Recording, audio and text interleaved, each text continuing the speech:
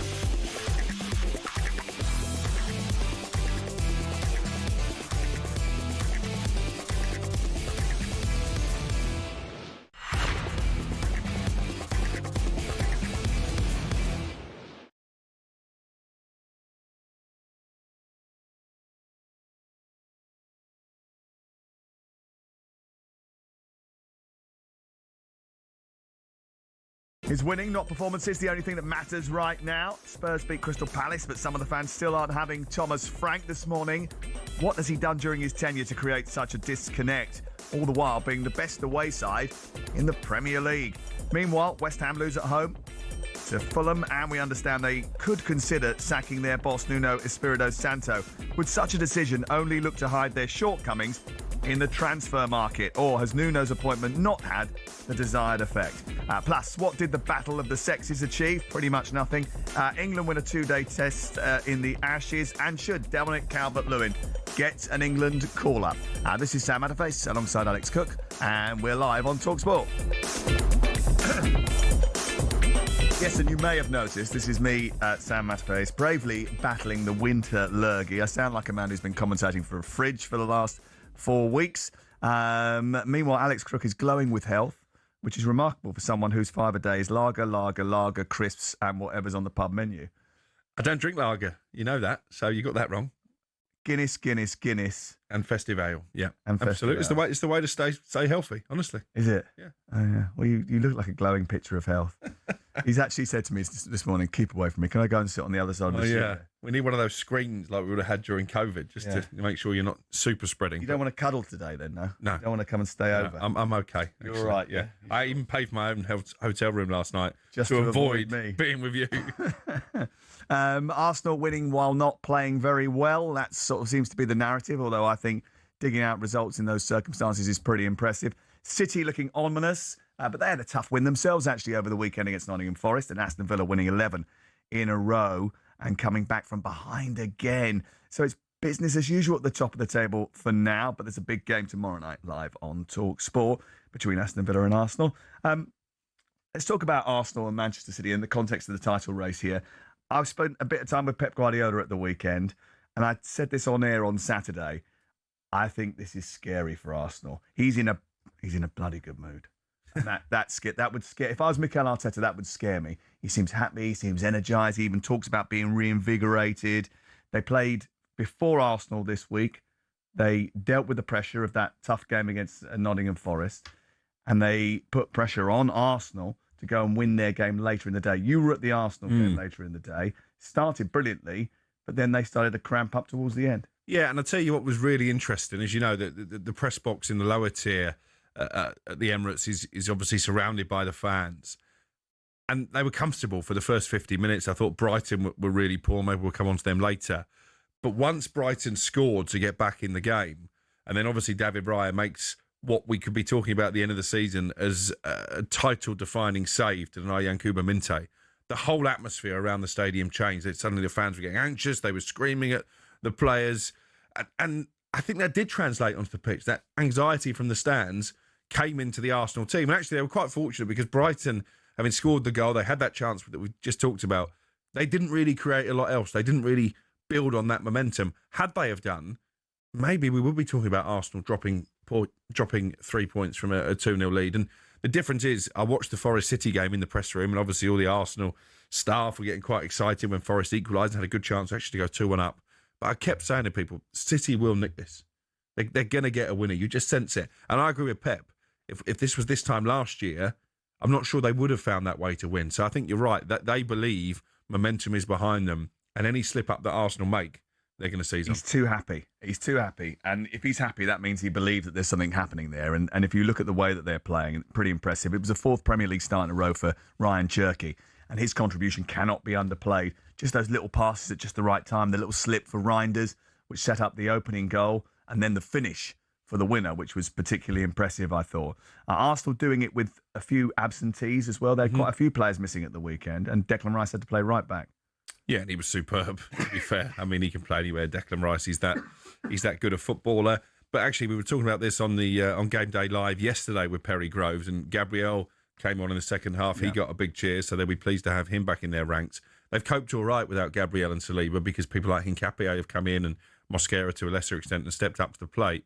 The one player they can't afford to lose for me is Declan Rice, because I think he's the one player in their squad they don't have a like-for-like replacement. And he is playing a lot of games. He was even coming off the bench in the League Cup, which is an unnecessary use of his talents, I think, sometimes. You know, the fact that you don't need to drip him in against Brighton and Port Vale, which they did do earlier in the season. And you don't want to put him into a situation where he's in the red zone. He pulled up the other week with a calf problem against Wolverhampton Wanderers, I think it was, or Brentford. And then there was a bit of doubt whether or not he would play at the weekend. You can't afford to have him out of the side just because of his mentality and his ability to drive with the ball and his energy. And I know his tackle seems to be getting a lot of love on social media. Actually, I don't think it's the tackle. I think it's the bit afterwards where he leans over the Brighton player and gives him a bit of verbals, which sort of like is very much he's sort of been taken to the hearts of the Arsenal supporters. But his energy is really important to that team, and they're going to need the mentality that he shows in order to get over the line. Because actually, they've got the biggest week this week, haven't they, with the Aston Villa game on Tuesday night? Yeah, it's huge. Villa keep confounding us, really, because you're watching them play, and I was obviously at Villa Park for the Manchester United game. You'd have paid close attention to what they did against Chelsea at Stamford Bridge.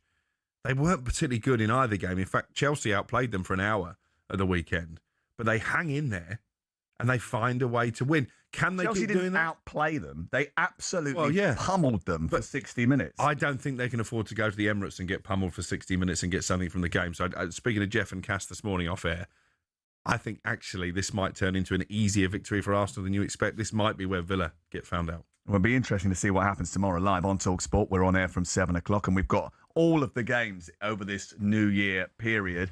It's well documented that Mikel Arteta has led the division twice at Christmas but gone on to concede the title to Pep Guardiola.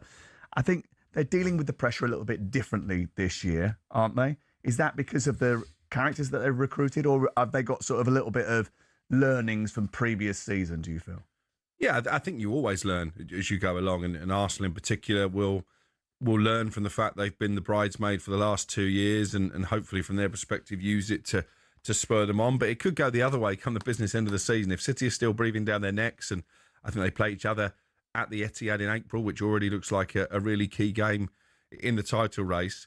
If it's still close come April, May, then maybe those memories of previous campaigns for Arsenal might come back to haunt them. For City's perspective, what I think the new players are doing now is giving them that fearlessness. You look at the way that Rayan Cherki in particular is performing. Nico Gonzalez is playing brilliant. Yeah, he is. And he's taken a while, isn't he? And again, I mean, said you after the Borussia Dortmund game. He was fitting, he was getting into his groove. But it can take time for overseas players. We're seeing it with Florian Wirtz now. It was brilliant at the weekend. And actually his performances in the last few weeks are starting to justify the fee.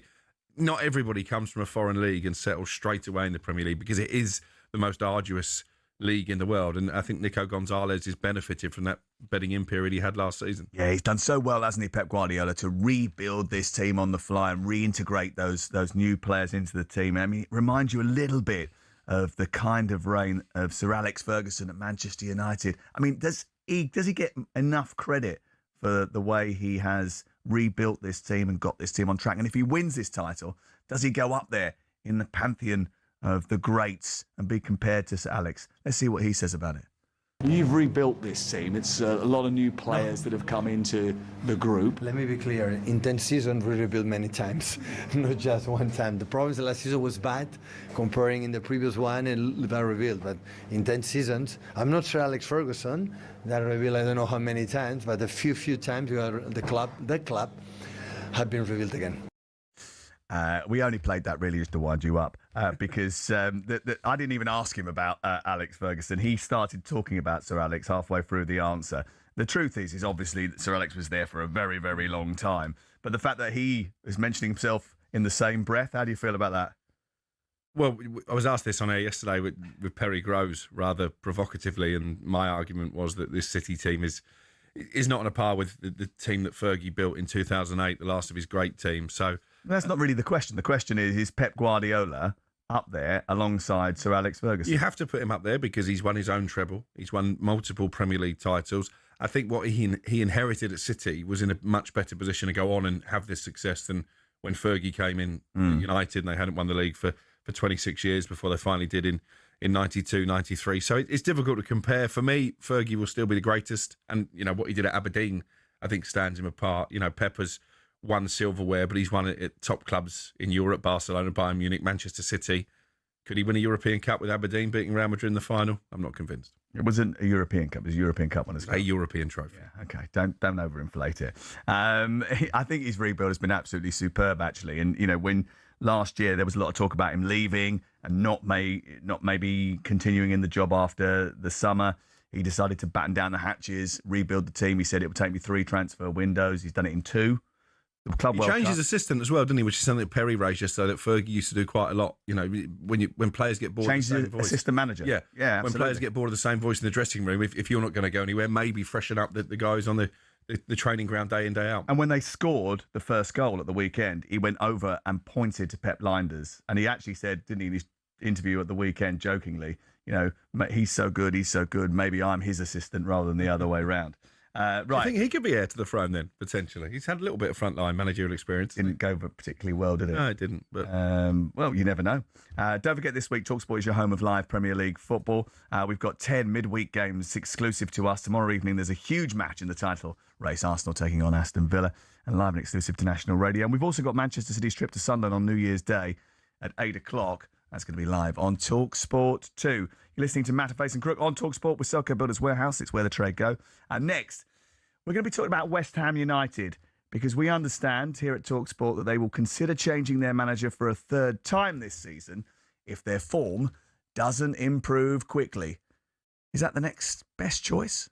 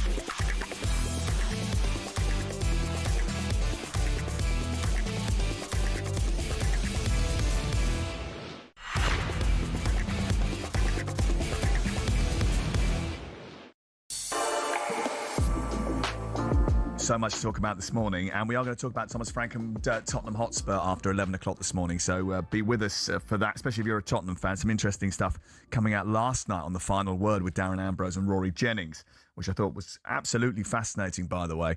Loads of text messages coming in as well. Sam, Crookie needs to understand that Emery is rotating his squad very efficiently, sitting back for 60 minutes and then charging it up and striking ruthlessly to end games. How you finish is much more important. They allow teams to play. It's risk and reward. 11 games in a row isn't luck. Lee in Stourbridge. I kind of agree with that. And actually, there's a few people saying, can you stop being so dismissive about Villa and show us some respect? Well, you were dismissive about Villa. I wasn't. And the reason for that is because I've been delving into the numbers and having a look at it over the course of the weekend. I did watch, as you said, the whole of that game on Saturday night. And I've got some interesting things to say about it a little bit later. Can I just throw a very quick one at you? Yeah. You're a big fan of expected goals, yes? Yes. One of our production team sent me the league table based on expected goals. Yes. And Aston Villa are in the bottom 16th. Yeah. You can't keep doing that. Yeah. Where are Tottenham Hotspur? Tottenham are the biggest overperformer on expected goals. They're 15th. The whole league. Manchester United will be third. Interesting. Would they? Yeah. In fact, actually, Manchester United have got the best expected goals tally in the country, but yet and converting the chances. You're more of a sort of convert to expected goals than me, but you say over the course of a season, that gives you a pretty good indication of who is overachieving and who's underachieving. Not necessarily even over a season, but over a longer period of time, eventually that will even itself. Yeah. It will even itself out. And I think I said to you a few years ago when you were going, Southampton are going down, and I said to you, they've got more goals in them, and you said they're not scoring, but they're making it. I said they will stay up this year. They did, because over time that evens itself out. Now there are some outlier seasons where you get. I imagine Leicester's expected goals were probably quite small when they won the title. I can't remember what it was, but sometimes you manage to sustain it over a whole season and it doesn't affect you. But then the next season it'll come back and you'll have to readdress the balance and it might go the other way. Dominic Calvert-Lewin is a prime example of this. The Ancelotti season, his expected goals for that season where he scored, I think, 16, was exactly the same as 2 seasons later when he scored 2. Right. So it's obviously over the course of time it will even itself out. So do you think Villa are in the title race? We'll talk about that a little bit later on. Can you stop being so dismissive about Villa, says Mick it was. The guy keeps talking Villa down. I think he's talking about you. We lap it up, says Jim, the Villa fan. Hopefully the best team will lose on Tuesday.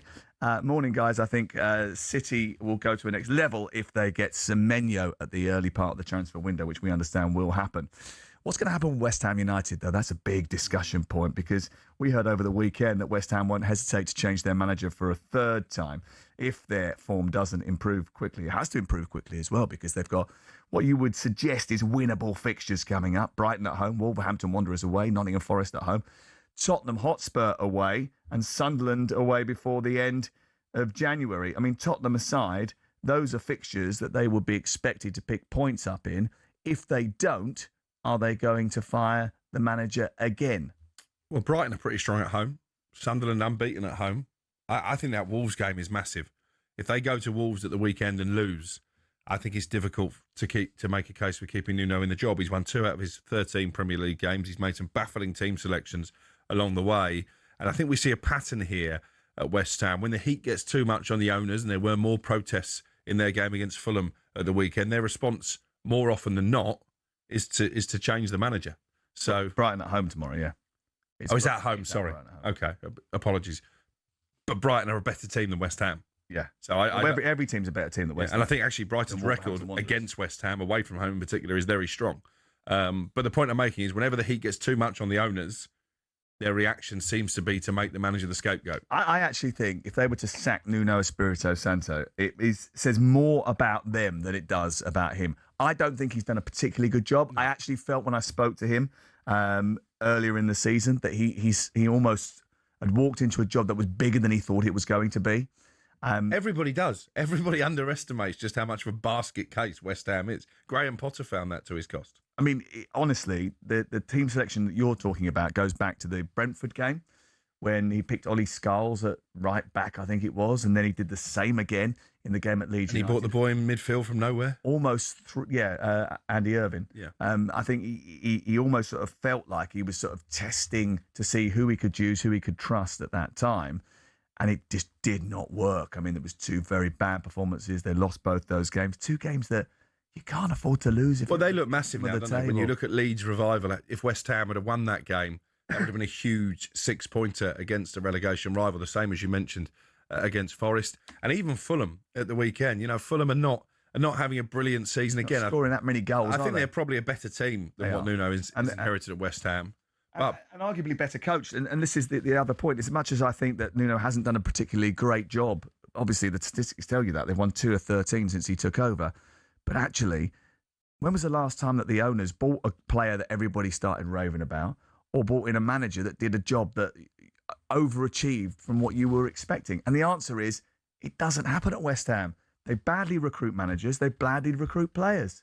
Well, David Moyes winning a European trophy, and obviously a lot of the West Ham fans wanted him gone. Yeah, but the only person that's been a success since God knows when is David Moyes. Yeah. But that's because David Moyes is an experienced Premier League manager with 1,000 games behind him, and he knows how to recruit players, and he knows how to have an influence on a team. Yeah, I agree. And you look at the list of targets, because they're badly short of goals, and one of the things that I understand is baffling for the hierarchy is why he doesn't pick a striker. He's playing Jarrod Bowen up front, which obviously takes him out of his best position.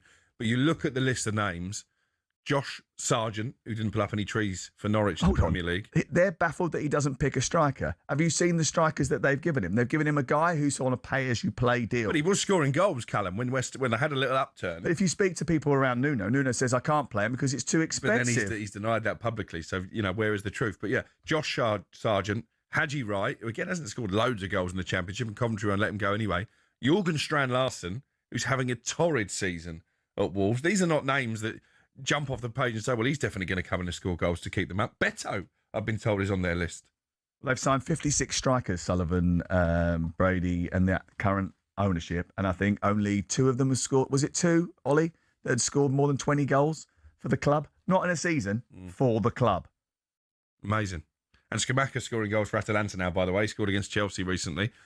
Fulkrug will probably go to Milan and start banging them in, but that we all thought that might be a good signing at the time, but that's turned into another terrible signing. And the deal they've done with Milan on loan with a £5 million option to buy him looks terrible business as well. So you're right. The problems at West Ham clearly go deeper than the man in the dugout. But would it surprise me if they pull the trigger on Nuno, particularly if they lose at Wolves?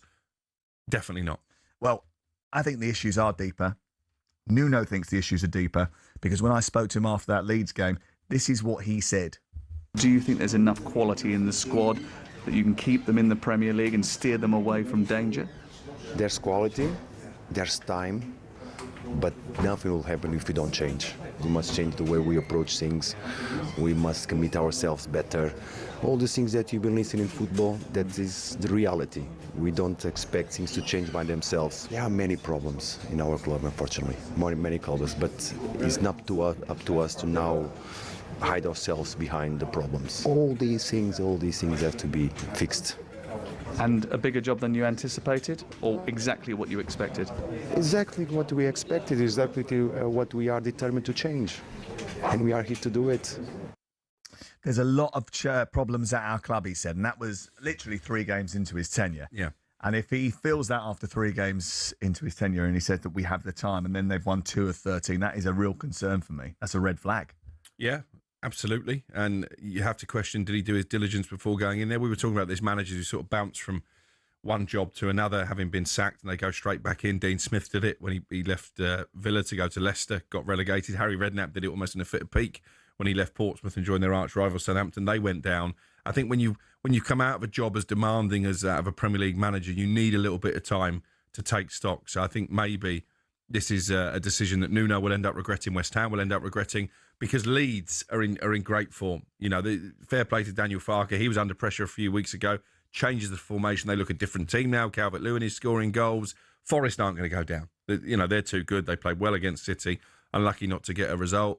Bournemouth, I guess, if you're clutching at straws, you could say, well, they're on a really bad run, but they've still got 22 points. They probably need 4 wins, Bournemouth, over the rest of the season in order to cement themselves in the Premier League. I think West Ham are banging trouble. Yeah, they're banging trouble, and I think they know that. Their goal difference suggests it. Their points total suggests it. Their lack of a striker suggests it. 03717223344. I don't think you can blame Nuno entirely for this, obviously. I don't think he's blameless, but I don't think you can put the blame entirely on his shoulders. And the reason for that is because the recruitment of managers previous and recruitment of players previous has been so poor over the course of the last few years. And actually, there was something that Thomas Tuchel said to a podcast earlier in the week in which he said, I think, basically questioning some of the players' attitude in training. He said, I feel we have the power to change it, but we have to keep it and do it maximum everywhere, even in training sessions. Sometimes it's really great, but sometimes it's not so perfect. We have to keep consistent on a high level, and then you'll perform. I don't like it if some players don't train hard and you have to tell them. Yeah, that doesn't speak well of the dressing room either, does it?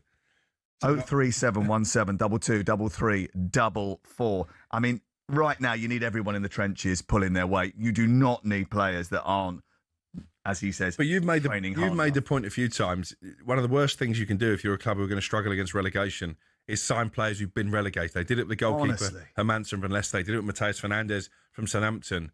So these are players for whom the fear of going down doesn't hold any water. Is not there because they've already experienced it, and you get into that sort of negative momentum.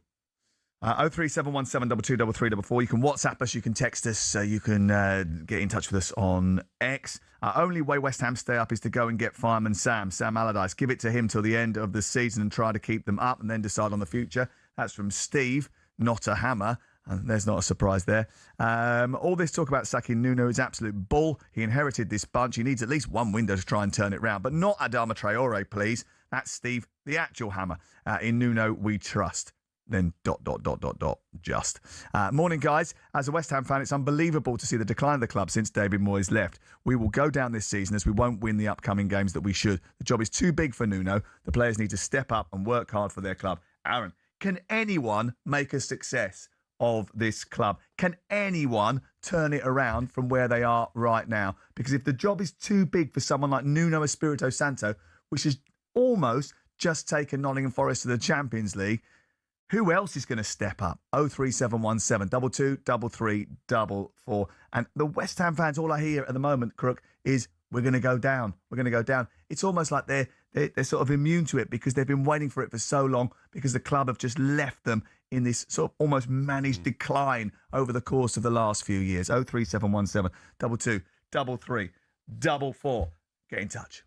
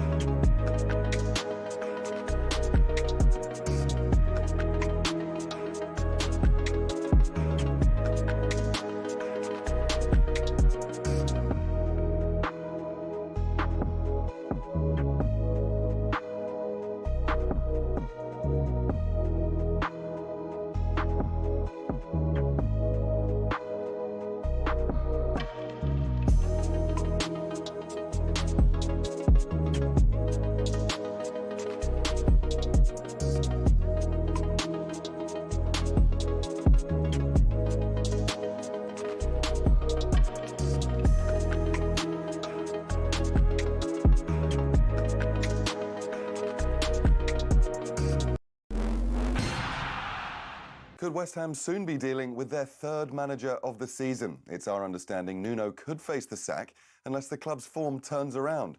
They're winless in 7 and are 6 adrift of safety. But Harry Redknapp has told us this doesn't all lie at Nuno's feet. The recruitment's been poor and the manager has to get on with what he's been given, unfortunately. And the hand they keep getting dealing the managers is not good enough. The players are not good enough. As West Ham falls further, Leeds gradually pull themselves away. Their 1-1 draw at Sunderland yesterday means they're 5 unbeaten and 7 clear of the bottom 3. Meanwhile, Sunderland move on to 28 points, not far off the top 5. Michael Bridges, who played for both Sunderland and Leeds, has been wholly impressed. It's so good that these teams are breaking the trend and been impressed with the way they've handled the big occasions and the big matches. Next up for Sunderland and Leeds are Man City and Liverpool, respectively. All 10 games in the Premier League this midweek are live across the talkSPORT network.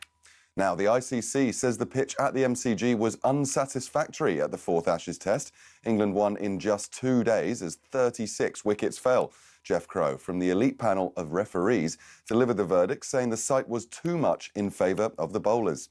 Meanwhile, England will be without Gus Atkinson for the final Ashes Test in Sydney. He pulled up in Melbourne with a hamstring issue, meaning England will be down 3 bowlers for that final test. And all the build-up is on the talkSPORT Cricket YouTube channel.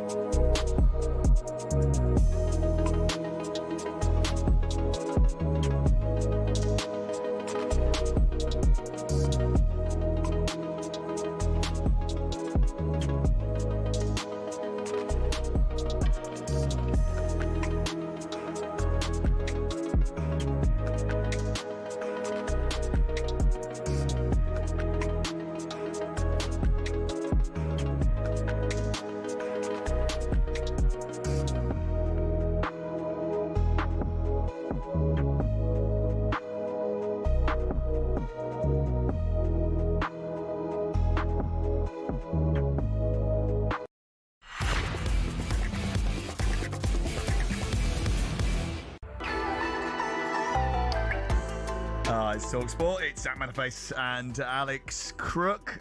Getting through the morning with my little lurgy. He's helping me out. You bought me Lemsip, didn't you? And all sorts, didn't you? Moving away, sorry. Yeah. Okay. Stay away from me. I've been healthy all Christmas. Yeah. Well, thank you very much for your sympathy, by the way, today. You've been so lovely. I'm sure it'll be reciprocated. What was it you called me when I'm under the weather? Croaky Crooky. Yeah. Sick note, Sam. Morning, boys. Eddie Green, the West Ham fan here. Reason Leeds and Nottingham Forest are playing so freely is because we're the nearest threat and we're so poor. I 100% believe when we pick up and start putting pressure on them, we will start seeing cracks. We're actually not playing bad. Just need a little bit of belief and we'll be fine. Oh, and a new striker in January. That will certainly help.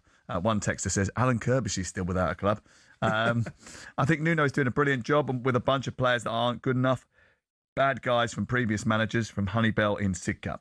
Glenn is a West Ham fan. He's joined us now. Hello, Glenn. How you doing, lads? You all right? Yeah, not too bad, mate. What do you want to say about West Ham United? Where do I start? How long you got? Well, you start and I'll tell you how long we've got. Well, the thing is, I think Nuno's getting thrown under the bus a little bit by the board, to be honest with you. And it's the same old story with Sullivan, where he can't take no blame for nothing. But I think we're lucky to have him. And I think since we've had him, we have started playing a little bit better, believe it or not, even though we're still getting turned over most weeks. But I think he ain't playing Wilson so much, almost like he's probably a bit on strike to hopefully get to January and he can spend some money and get in a few extra players, which he probably wouldn't have got before that. What do you reckon? Is that counterproductive, though, really? You know, whatever the reason is behind the Callum Wilson thing, I mean, if it's not fitness, if it's not because he can't do what he wants him to do, if it's something completely different to that, is that sort of cutting off your nose to spite your face? Because this guy does score goals and actually got into the team, did score goals, started telling everybody he still had the dream of getting into the England World Cup squad, and then all of a sudden he's back on the bench again. Well, we do look a better side when he's on the pitch. That's for sure. I do believe that. But he obviously sees something in him that he don't like, or that he can't do a full 90 minutes or whatever. I don't know, because everyone thinks the same. Do you know what I mean? What do you think about the contract situation? Because you said he denied the fact that they're sort of almost paying as you play.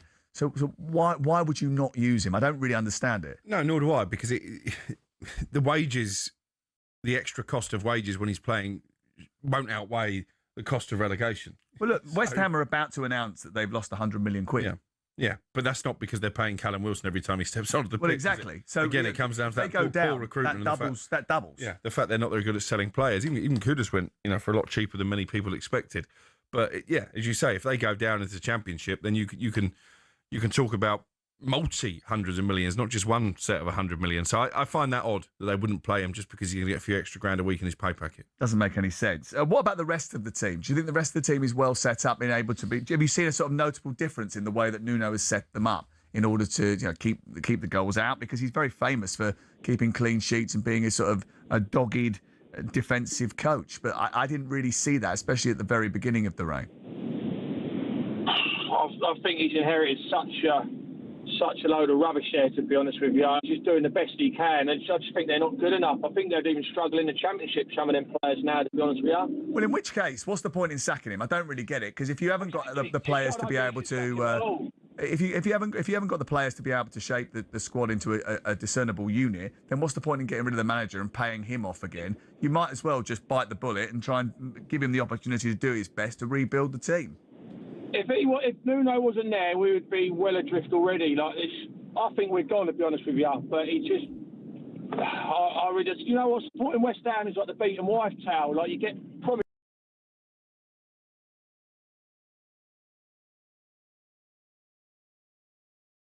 Enough's enough now. Thank you very much. Cheers, Glenn. Appreciate that. Let's go on to Al, as a West Ham fan. Hello. Morning.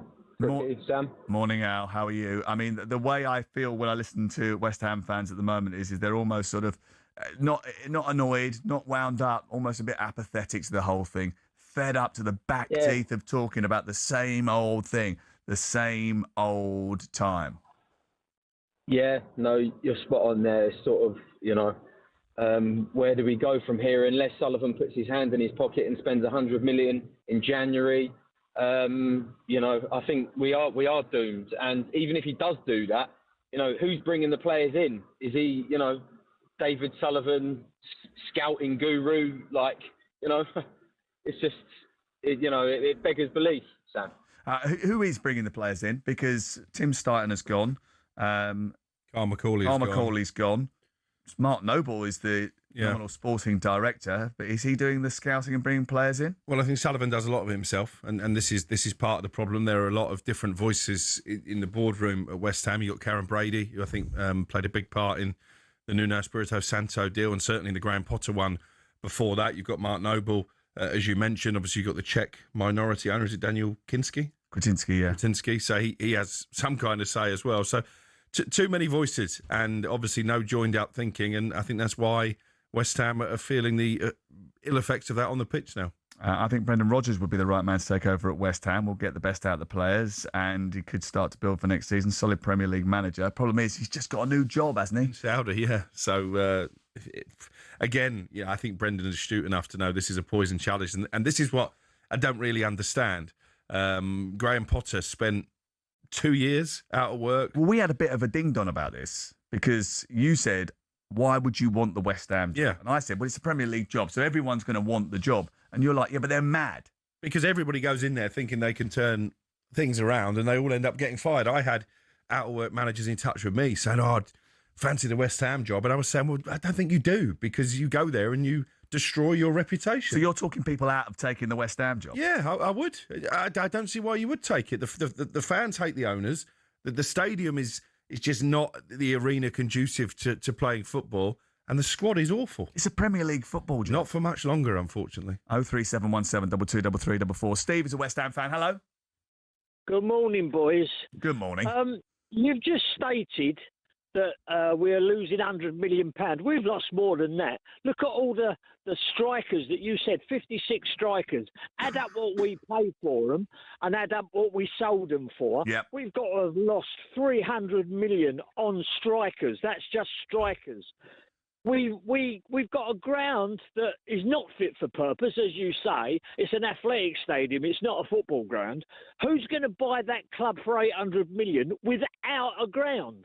They've got Simon Jordan's right. They've got to pay £2 billion to build a stadium, which they could have built 10 years ago down the road at West Ham on the old May and Baker site or the old Matterson site, and it would have been great. It's right by a station.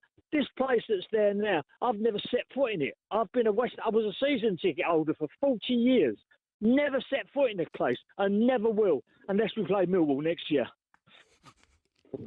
Unless you play Millwall, obviously. Unless we play Millwall next year, when I'll have to go. Well, the way things are going, you'll be able to get a seat because it's not exactly full every week, is it, anymore? No, I mean, they train astronauts at the London Stadium because it's the only place in London with no atmosphere.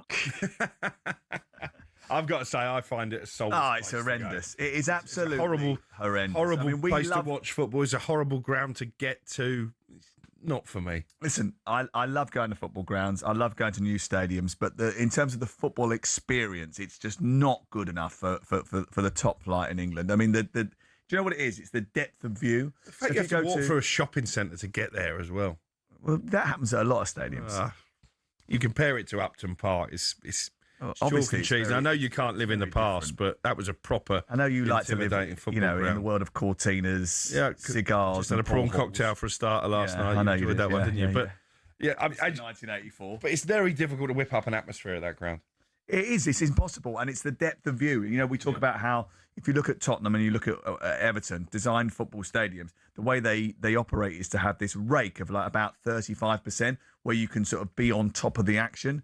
The rake at West Ham is so shallow that if you're at the back of the stand, you might be the same number of rows to the front as you would be at maybe, I don't know, Tottenham or Arsenal, but you feel as if you're miles back. Your viewing angle is so difficult.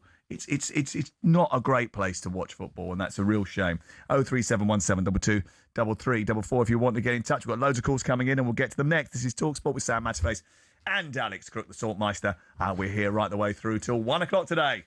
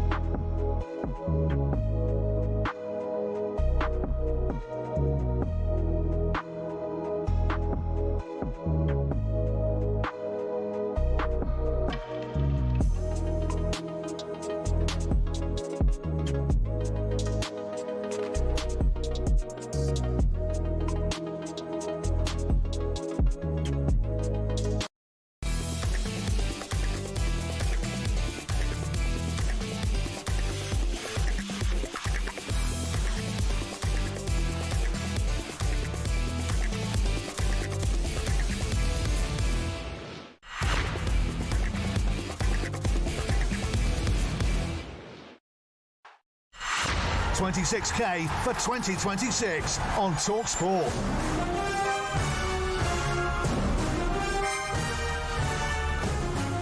It's talkSPORT, Sam Matterface and Alex Crook, and we are here live until 1 o'clock this afternoon. But we are giving you the opportunity to win £26,000. Yes, we're already looking forward to 2026, and we're giving away £26,000. All you have to do to enter is text the word WIN to 83338. That's WIN to 83338. Text costs £2.50 plus your standard network rate, or you can call 0343 423 9761. Lines close today. No, they don't. They close on the 9th of January. It's not today, is it? I don't know what day it is. But unless you skip forward in time, mate. Yes, no, I don't think so. At 12 o'clock on Friday, the 9th of January. Otherwise, if that was the case, we'd have missed quite a few football matches. That's when you need to answer your phone if it rings. UK residents 18+. This is a network promotion, and full terms and conditions are available at talksport.com/win. So for your chance to win, just text the word WIN to 83338 now. Good luck. Yes. Now, you may remember that last week we were on the show with Marcus Buckland, and he was telling us all about the Battle of the Sexes game that was taking place yesterday. The iPaper's sports news editor is James Gray, and he joins us to talk about what was a intriguing match-up between Nick Kyrgios and Arina Sabalenka in Dubai. I've got to be honest with you, James. It was billed as the Battle of the Sexes. It was a bit of a farce. I mean, how can you take it seriously when Sabalenka calls a timeout to stop the match to do the Macarena? I mean, it was a little bit tongue-in-cheek. Haven't we all taken a time out to do the Macarena at one point or another in our Crook lives? has, but not the rest of us. Yeah, I mean, I was like you. I was actually sort of going against the grain on this whole thing. I was quite pro it. You know, tennis needs to be more fun. It takes itself far too seriously sometimes, and this was going to get a lot of people watching tennis.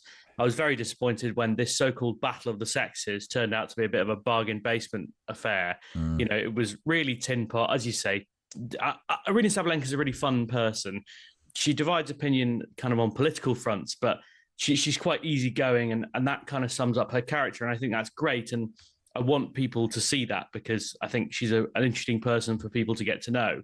But when you sort of build it up for months as this Battle of the Sexes, as a kind of real tennis match, as a grudge match, Kyrgios talking about how much pressure he's under, and Sabalenka really wants to beat him, and then you treat it like that, I think it's a bit of a bait and switch from the organisers, I'm afraid. Does it not just lend itself to unfair criticism and comparison between the men's and the women's game when the US Open champion goes down in straight sets to a guy who's basically semi-retired and is 671st in the men's rankings? Yeah, I think it's a totally fair question. Has this damaged women's tennis? Personally, I don't think it has. I think it's worth pointing out that if in any other sport you put a man of that level who's played in a Grand Slam or a major final in the last 5 years on a court or a pitch with a women's world number one, it would be much more one-sided. And I don't think anyone, if we did do that, would walk out and say, well, what's the point in playing any more women's sport? You know, if we sent the Red Roses out to play against the England men's team, they would lose enormously. It would be awful. No one would then walk away from it and go, well, what's the point in them even bothering anymore because they lost to the men? So I think anyone who was going to stand up and say women's tennis isn't worth watching or putting money into because they're not as good as the men was always going to say that. I think they're going to say it this morning with this kind of evidence behind them. But I think right-minded, serious people will look at it as a bit of fun. I'm just really disappointed it was so poorly delivered. You know, they couldn't even get a stable TV signal for the whole thing. And you had Andrew Cotter commentating on noises. It was embarrassing in that front. There's a lot of money in Dubai, and I don't think they spent it on the satellite dish. Well, do you know what? I've got to be completely honest with you. I don't think it's got anything to do with women's tennis or men's tennis. It was a complete farce. Just a payday. On one occasion, the public announcer threw tennis balls from a Ralph Lauren bag. I mean, it just had nothing to do with tennis. And this is the problem, is that what you've done is you've set this up as a major battle of the sexes. You've compared it with Billie Jean King and Bobby Riggs in 1973. The organisers have sort of lent into that, and then they've delivered what was effectively a crap pantomime. And that, I think, does more damage to the two characters involved than it does to either of the sports. I mean, if you're a tennis fan and you watched that yesterday, you probably thought to yourself, this is absolutely awful. How on earth is this an advert for our sport? Yeah, and you know, we don't know the confirmed consolidated viewing figures yet, but I would guess that did more than 1 million on BBC One. Certainly wouldn't surprise me given the slot and it being on BBC One.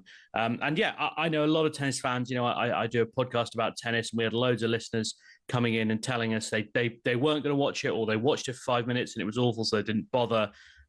In some ways, I think, though, this wasn't about tennis fans. This was about people who aren't tennis fans, you know, watching Aryna Sabalenka. Lots of people in Britain don't know who Aryna Sabalenka is, even though she's the world number one. And that's kind of a problem that tennis needs to address. And I'm completely with you, Sam. It was a farce. It was a pantomime. And I'm really disappointed in that. These exhibitions often are, but you can approach them a different way. What you often see in these exhibitions is the first set is kind of taken seriously. They play hard. They then usually take the mick a bit in the second set and make sure that whoever lost the first wins the second, and then they play a hardcore tiebreak. They're the kind of unspoken rules of these exhibitions. There was none of that. Kyrgios was softballing it in from the very first moment, doing just enough to stay ahead or get ahead and stay ahead. And as you say, I think they just took the mick, and that was really disappointing. And, you know, the guy who's the agent, Stuart Duguid, who's the agent for both these players and the organisation that put it together, he gave it, saying, well, to reimagine equality in sport and reimagine, right, well, if this is reimagination, I'd really rather just switch my brain off. Exactly. I mean, at the end of the day, I actually can't believe the way they build it and then what they delivered in the end. And after the match, Kyrgios and Sabalenka both shared their thoughts on what they're calling a spectacle. There's nothing but positive that can be taken away from this. And I had to work for it. I had to sweat. I had to play. I had to run. It was not easy. Nothing came easy. So everyone that was negative watched. This has been the most talked about event probably in sport in the last 6 months. And there's so much negativity. And I think it's actually just you guys, first of all. The media loves to spread negativity for some dumb reason. The media, I think, needs to do a better job in stopping all this brainwashing of this division when there's none at all. We're great friends off the court. Yeah, honestly, I think it was an amazing experience today. I don't understand how people were able to find something negative in this event. I showed a great tennis. It wasn't like 6-love. It was a great fight. It was interesting to watch. It brought more eyes on tennis. We just brought more attention to our sport, and I don't see how it can be bad, how you can talk negative about this. Crikey. Okay. Most talked about sporting event in the last 6 months. I hadn't heard anyone talk about it until yesterday. Oh, well, I'll go back 6 months. The England Lionesses won the European Championships. I think that was probably talked about just a little bit more. And I'm going to imagine that the viewing figures for that were a little bit higher than yesterday, even in the depths of winter with nothing else to watch, James.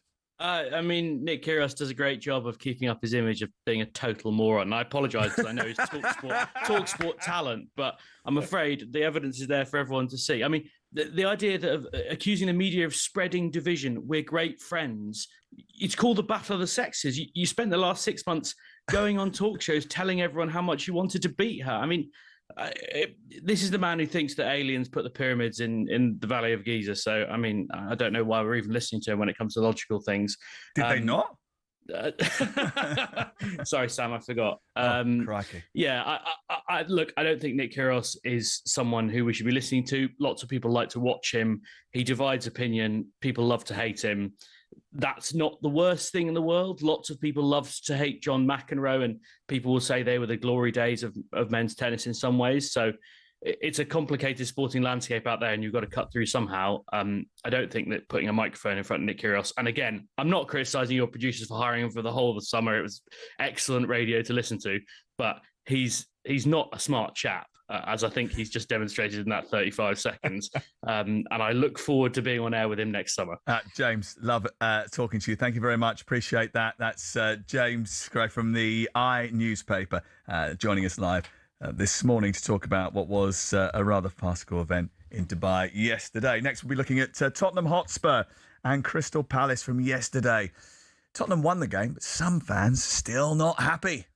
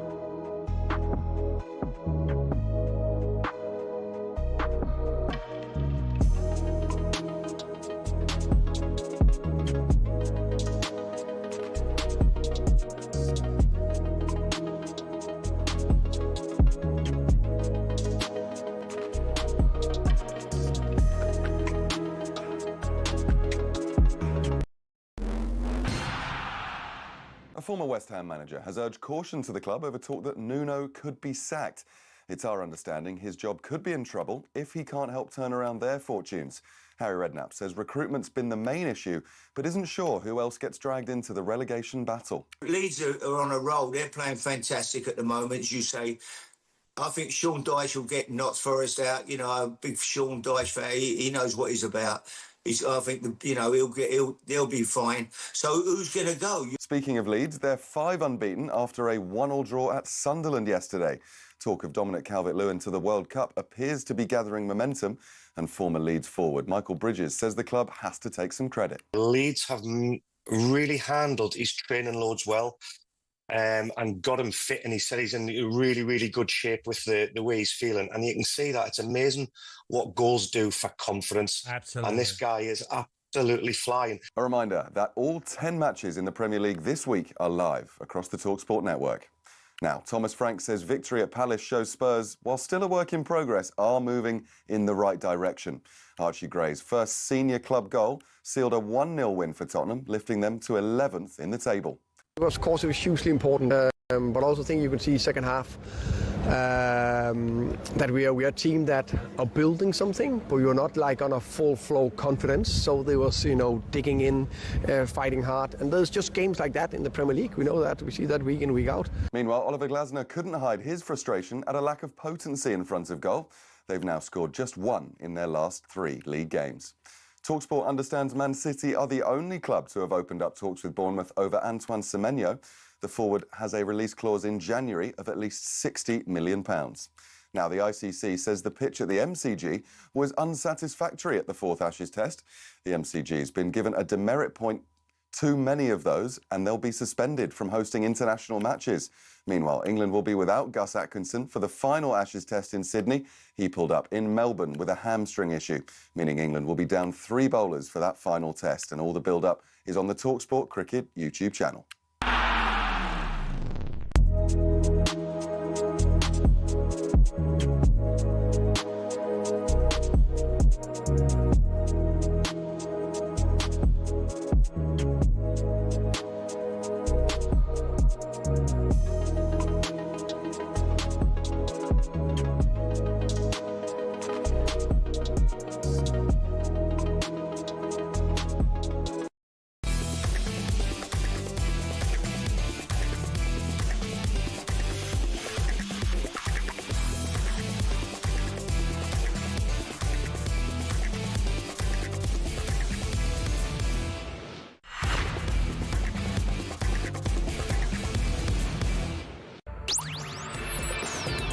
Yes, it is Sam Matterface and Alex Crook, and we're live on talkSPORT. I'm full of germs. Alex is full of enthusiasm for his joy. Local pub. Honestly, if immunity came from bar snacks, he'd live forever. I sneeze once, I'm out for a week. He sneezes once and the landlord gives him a loyalty card. This is talkSPORT. We're talking about Thomas Frank and how, despite victory, some Spurs fans still are not happy. Despite their troubles at home, Spurs end 2025 with the best away form in the Premier League this season. 17 points from 9 matches. Teenager Archie Gray got his first senior goal yesterday. It wasn't a great football match, I don't think, yesterday. You were there yesterday. What did you make of the overall encounter? Yeah, I thought it was poor. I thought Sunderland against Leeds earlier in the day was of higher quality and a better spectacle. I thought Palace lived to rue missed opportunities. They had 3 or 4 massive chances in the game. Tottenham didn't create a lot. Obviously had a couple of goals ruled out for offside, hit the post late on as well, but didn't seem capable of controlling the game. They gave the ball away an awful lot. Actually, it was quite similar to their performance in that Europa League final in Bilbao, but ultimately they've got the 3 points. They're up to 11th in the table, only a point probably off a European place, a point off the top 8, so it's not all doom and gloom, but a lot of Tottenham fans are not enjoying the football still. I was driving down from Manchester last night and I was listening to The Final Word. Rory Jennings was alongside Darren Ambrose. Darren Ambrose, Palace legend, but a big Spurs fan, is that fair? Yeah, he was cheering for Spurs yesterday. He made that quite public knowledge. He said that he wants Thomas Frank to remain as boss long term, but he also said he believes that he's in the minority of Spurs fans. Now, is this true? Are most Tottenham fans, as Darren suggests, not having the manager? I mean, it wasn't a top performance against a side that are having a dip. That is for sure. And it is worth pointing out that Palace had players missing like Sarr, Kamada, Richards, Munoz. So obviously they're a depleted unit at the moment. Spurs are the team that are overperforming on their XG the most in the Premier League. But they had a lack of shots in that first half an hour, didn't they? For the 5th time this season, a tally which is matched only by second from bottom Burnley, Spurs failed to attempt a shot on goal in the opening 30 minutes of a Premier League match. Now, there's two schools of thoughts, right? There's the group of fans that are saying you've got to be patient with Thomas Frank, and there's the group of fans that are saying this is just not worked, it hasn't taken, he's not the right fit for our club. Which one do you stand? Well, I think he should be given more time. I like Thomas Frank as a coach. I like him even more as a person. And I don't like the snobbery that I think we're seeing from some Tottenham fans and maybe even from some Tottenham players. And I keep coming back to Jed Spence and Mickey van der Ven snubbing his handshakes after that game at the Tottenham Hotspur Stadium. And we had a few people texting yesterday saying, look, we shouldn't be hiring managers from Brentford. Brentford finished above Tottenham in the Premier League last season. He did an amazing job to make them a stable Premier League club and to give Keith Andrews the tools to go on and get them in the top 10 at the halfway stage, which is a great achievement from him as well. This is a Tottenham team who finished 17th last year. Yes, they won a European trophy, but when it came to the Premier League, they were awful. And you look at the squad, how many of their players in this transfer window would Arsenal sign given the opportunity? Would Manchester City sign? Would even Manchester United sign? Very few, if any, maybe Van der Ven. It's not a great team. They finished 17th. They're 11th after 18 games. I would say that is progress. Ironically, actually, the next up is Frank's former club, Brentford, who sit 3 places better off than his current employees at the moment. And after the match, Frank spoke to Sky Sports about his side being in transition. Honestly, I think we are in like a transition phase. Yes, we are a Champions League club, but are we a Champions League club? We only qualified because we won the Europa League. We didn't qualify because we were one of the 4 or 5 best clubs in Premier League last season. We finished 17th. And now we need to compete in Champions League while we're competing in Premier League, which is the most difficult thing. The last time we did that was 3 years ago, where we finished 8th. That's reality, no matter if we like it or not to speak about it. That's what we're working very hard on every single day. Yeah, I don't think that went down particularly well with the Tottenham fans either, but I think he speaks really well and he speaks really candidly. I think the case for not having Frank is the fact that they're dreadful at home. There's no discernible style of play. They're happy to be on the back foot and suffer against teams who really should be the teams that they're beating. It's the antithesis of the way that Spurs are built anyway. It's to dare is to do and, play with gay abandon. They don't really do that. Yeah, but last year they were daring too much. They didn't like the fact that it was kamikaze football. I'm giving you the case for having Thomas Frank. I mean, they are terrible. I mean, absolutely god-awful performances against Chelsea, against Arsenal in the North London derby. Yeah. They've got an over-reliance on set-piece goals. This time last year, they were also 11th in the Premier League.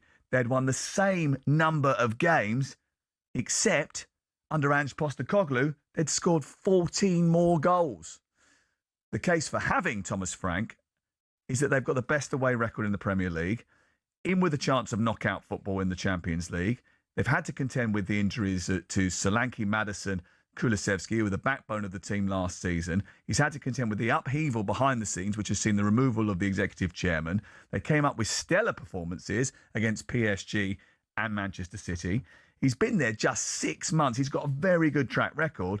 And this time last year, they were also 11th. They'd won the same number of games, except they conceded fewer goals this time around.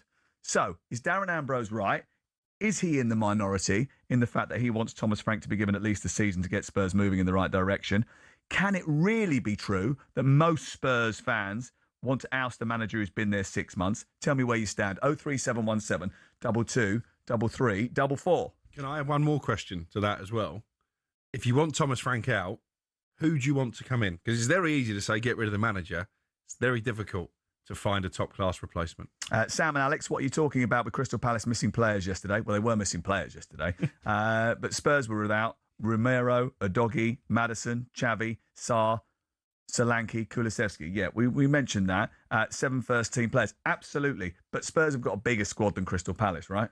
Yeah, and just 2 of those absentees were self-inflicted. I mean, Xavi Simons, I still think he's a little bit unlucky. Some people say he did it on purpose. I don't think he did. But the Romero sending off was completely avoidable. And he's the captain, which sort of sums up where Tottenham are as a club at this moment in time. Matthew Dixon says, we've been here before. Spurs have tried the best managers in the world at this type of football, and it stank and it stinks now. We can't pass the ball 5 yards. We spent 2 seasons trying to rediscover our attacking identity, only to flush it down the toilet all over again. The last manager had more points, conceded less, created more, and had more injuries at this time last year. Why change? Matt, the Spurs fan in Enfield. 03717 22 33 44. Just a glance down at my switchboard here, and I think this is going to be spicy. The Saltmeister is ready for action. This is Sam Matterface and Alex Crook, and we're here right the way through till 1 o'clock. 03717 22 33 44. We're with Selco Builders Warehouse. Check out this month's real deals at selcobw.com.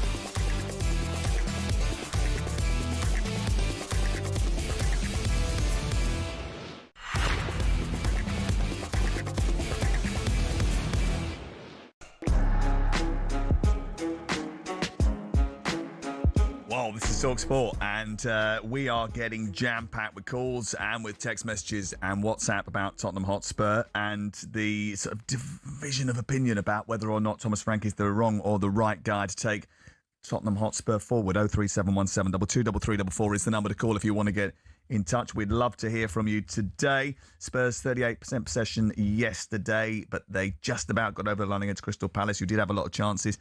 Defeni had a great chance, didn't he? Gay had a good chance at the end as well. But Spurs did hit the woodwork and had two disallowed goals for offside, didn't they? Yeah.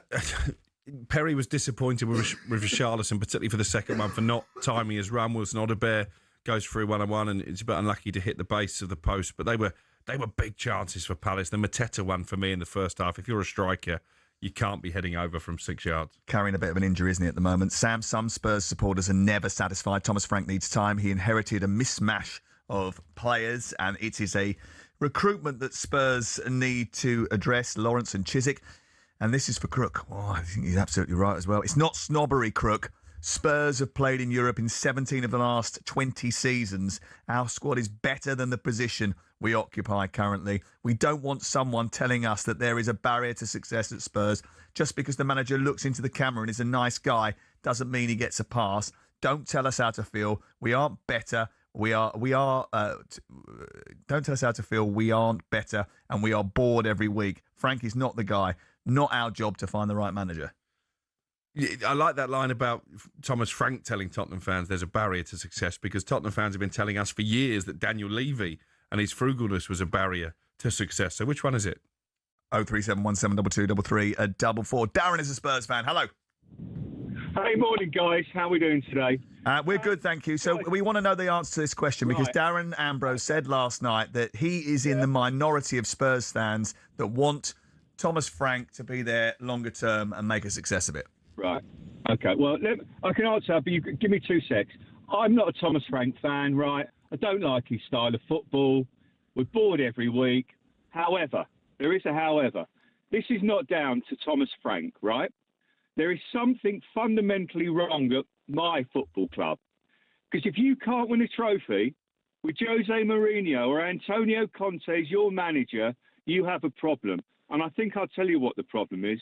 The problem is of 10 years since, well, yes, I'd say 10 years, we got lucky a bit with Poch, of complete and utter mismanagement and negligence of the football side of my team. We got lucky for years by buying players like Luka Modric, Dele Alli, we had Harry Kane, Heung-min Son, who basically we didn't have to pay a lot of wages for. And what has changed in football is that clubs like, and I don't know disrespect them, Burnley and Bournemouth can now spend £50 million on a player. It's all about wages. And if you look at our recruitment, none of our front six would get in another top 6 team.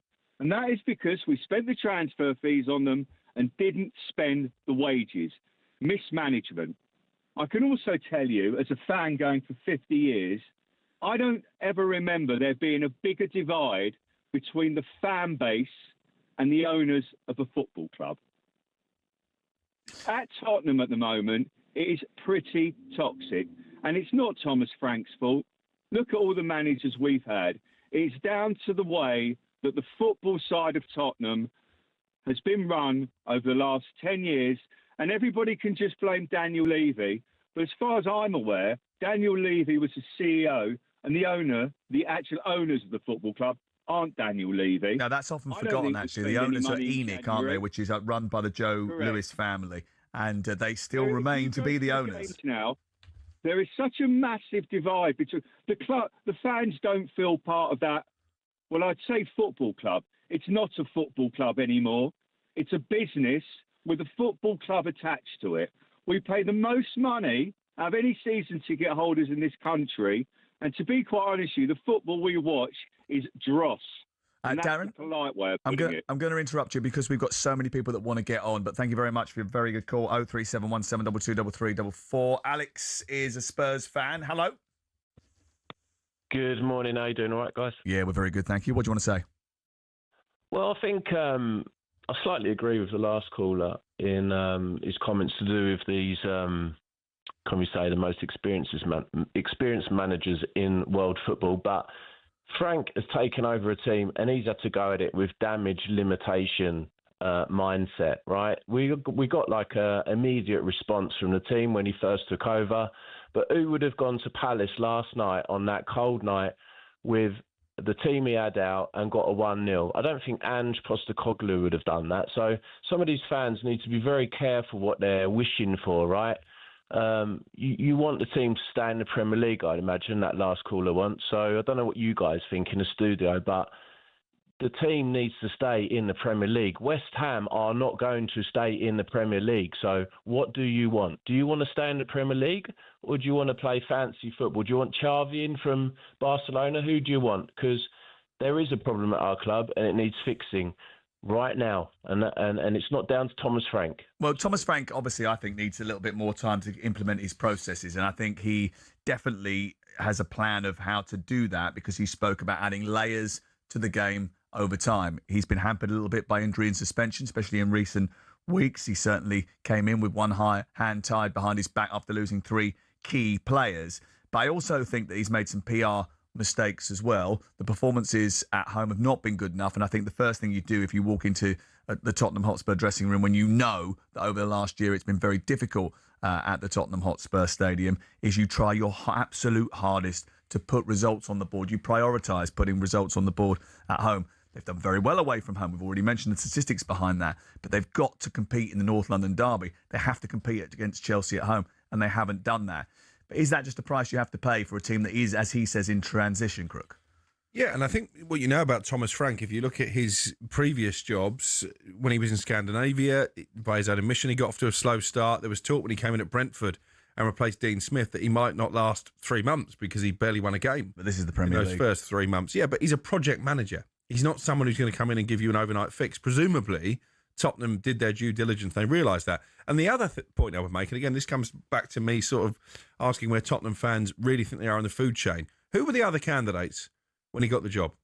Oliver Glasner at Crystal Palace, Andoni Iraola at Bournemouth, and Marco Silva at Fulham. Now, if any of them had been appointed, would they not have been getting the same criticism of Thomas Frank that he's come from a smaller club and he doesn't understand the step up?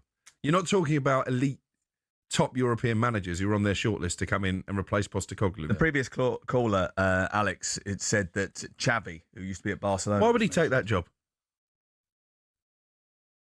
Why would a top manager take the Tottenham job? And by the way, the players who are not having Thomas Frank, if a top manager did come in, you'd be out the door because you finished 17th last year.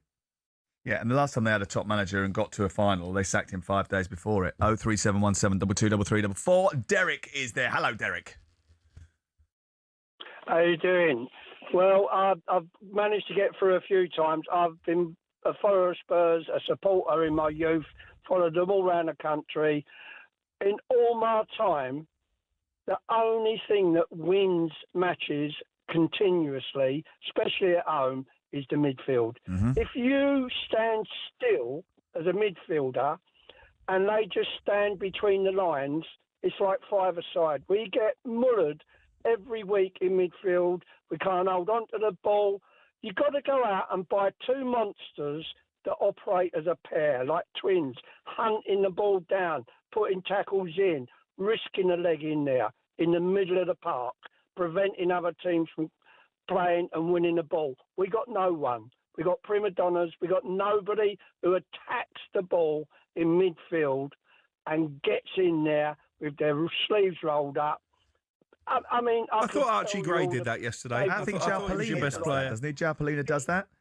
Yeah, although again, when they signed him, I did suggest this wasn't the same João Palhinha before. He didn't play a lot for Bayern Munich. Again, were top clubs in the Premier League queuing up to bring João Palhinha back? They weren't, were they? Derek, thank you very much. James is a Spurs fan. We're going to move on to you. James, go for it. What do you want to say about Tottenham Hotspur? Is Darren Ambrose right? Is he in the minority, wanting Thomas Frank to be given at least the rest of the season to move Spurs in the right direction? Is it really true that most of the Spurs fans want to move on already? Well, I think with Darren Ambrose, I think I'm in the minority with him then. I think that Thomas Frank should be given a bit more time. Yeah. It wasn't so long ago in our memories that Mauricio Pochettino came from Southampton and made us into a top 4 side got us to a Champions League final, albeit we didn't win a trophy with him, but we were playing attractive football and he was given time. He had to be. And if we get that again, if Thomas Frank has come from with respect to Southampton and to Brentford, if he comes from a smaller team into Tottenham and is given the time, I have no doubt whatsoever that he could turn it around and get us back to what we were doing with Pochettino. Even though, Alex, I know you don't make any secret of the fact that you're not a liker of Tottenham. And I don't like or I don't dislike Tottenham. That's the point. The point I made when I got this reputation for not liking Tottenham, which was out of order, by the way. Is that for me, ambivalence is out of order. Is that for me, you've largely been irrelevant in the Premier League, which is not really fair, I don't think. But you compounded it yesterday when you were arguing with Perry Groves about whether Spurs were a big club or not. And yes, I think the stats proved it with Natalie that Spurs were 37th or something. Yeah, I'm not sure that holds. Perry Groves was telling you, and you were still arguing the point. You really are not a fan of Spurs. And yeah, it was a. I'm neither a fan or a detractor. We did this thing, actually. We were talking about this a little while ago about them not being a big club, because he always comes out with this, James. As you know, you've heard this before. And I went into the stats, and there was quite a lot in terms of social media hits, social media reaction, ticket sales, turnover, shirt sales, global reach, which actually places Tottenham quite high up the food chain in terms of the size of the club. And I think if you're in the top 30 anyway, then you are a massive club in world football. If you're in the top 10, you are absolutely mega elite. And I think they're on the cusp of the two. No, I think they're between 10th and 20th. They were on the cusp of being a big club when Mauricio Pochettino took them to a Champions League final, and then he wasn't back that summer, and then they fired him. That will always be the sliding doors moment. Listen, look at the reaction. Look at the reaction. That bigger club. Look at the reaction. How many people calling the station today? Of course, they're a big club. Don't be so pathetic. Antoine Semenyo. 6 clubs have shown an interest in Semenyo. He's going to go to Manchester City.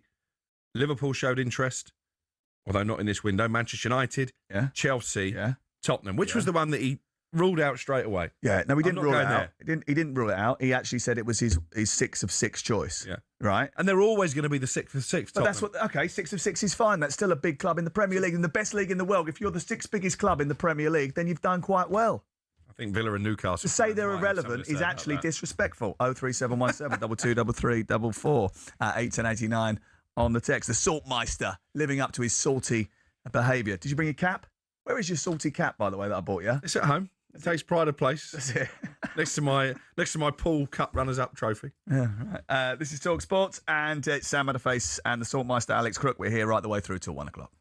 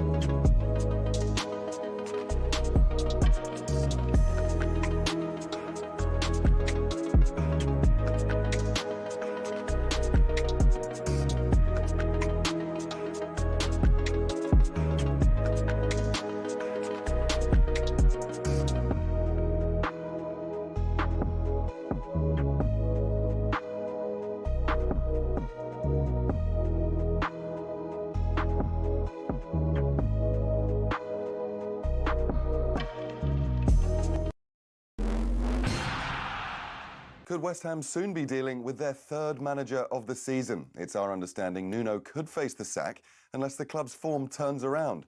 They're winless in 7 and are 6 adrift of safety. But Harry Redknapp has told us this doesn't all lie at Nuno's feet. The recruitment's been poor and the manager has to get on with what he's been given, unfortunately, and the hand they keep getting dealing the managers is not good enough. The players are not good enough. As West Ham falls further, Leeds gradually pull themselves away. Their 1-1 draw at Sunderland yesterday means they're 5 unbeaten and 7 clear of the bottom 3. Meanwhile, Sunderland move on to 28 points, not far off the top 5.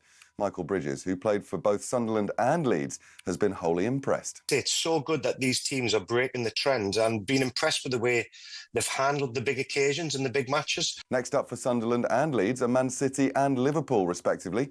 All 10 games in the Premier League this midweek are live across the talkSPORT network. Now, the ICC says the pitch at the MCG was unsatisfactory at the 4th Ashes Test. England won in just 2 days as 36 wickets fell. Jeff Crow from the elite panel of referees delivered the verdict, saying the site was too much in favour of the bowlers. Meanwhile, England will be without Gus Atkinson for the final Ashes Test in Sydney. He pulled up in Melbourne with a hamstring issue, meaning England will be down 3 bowlers for that final test. And all the build-up is on the talkSPORT Cricket YouTube channel.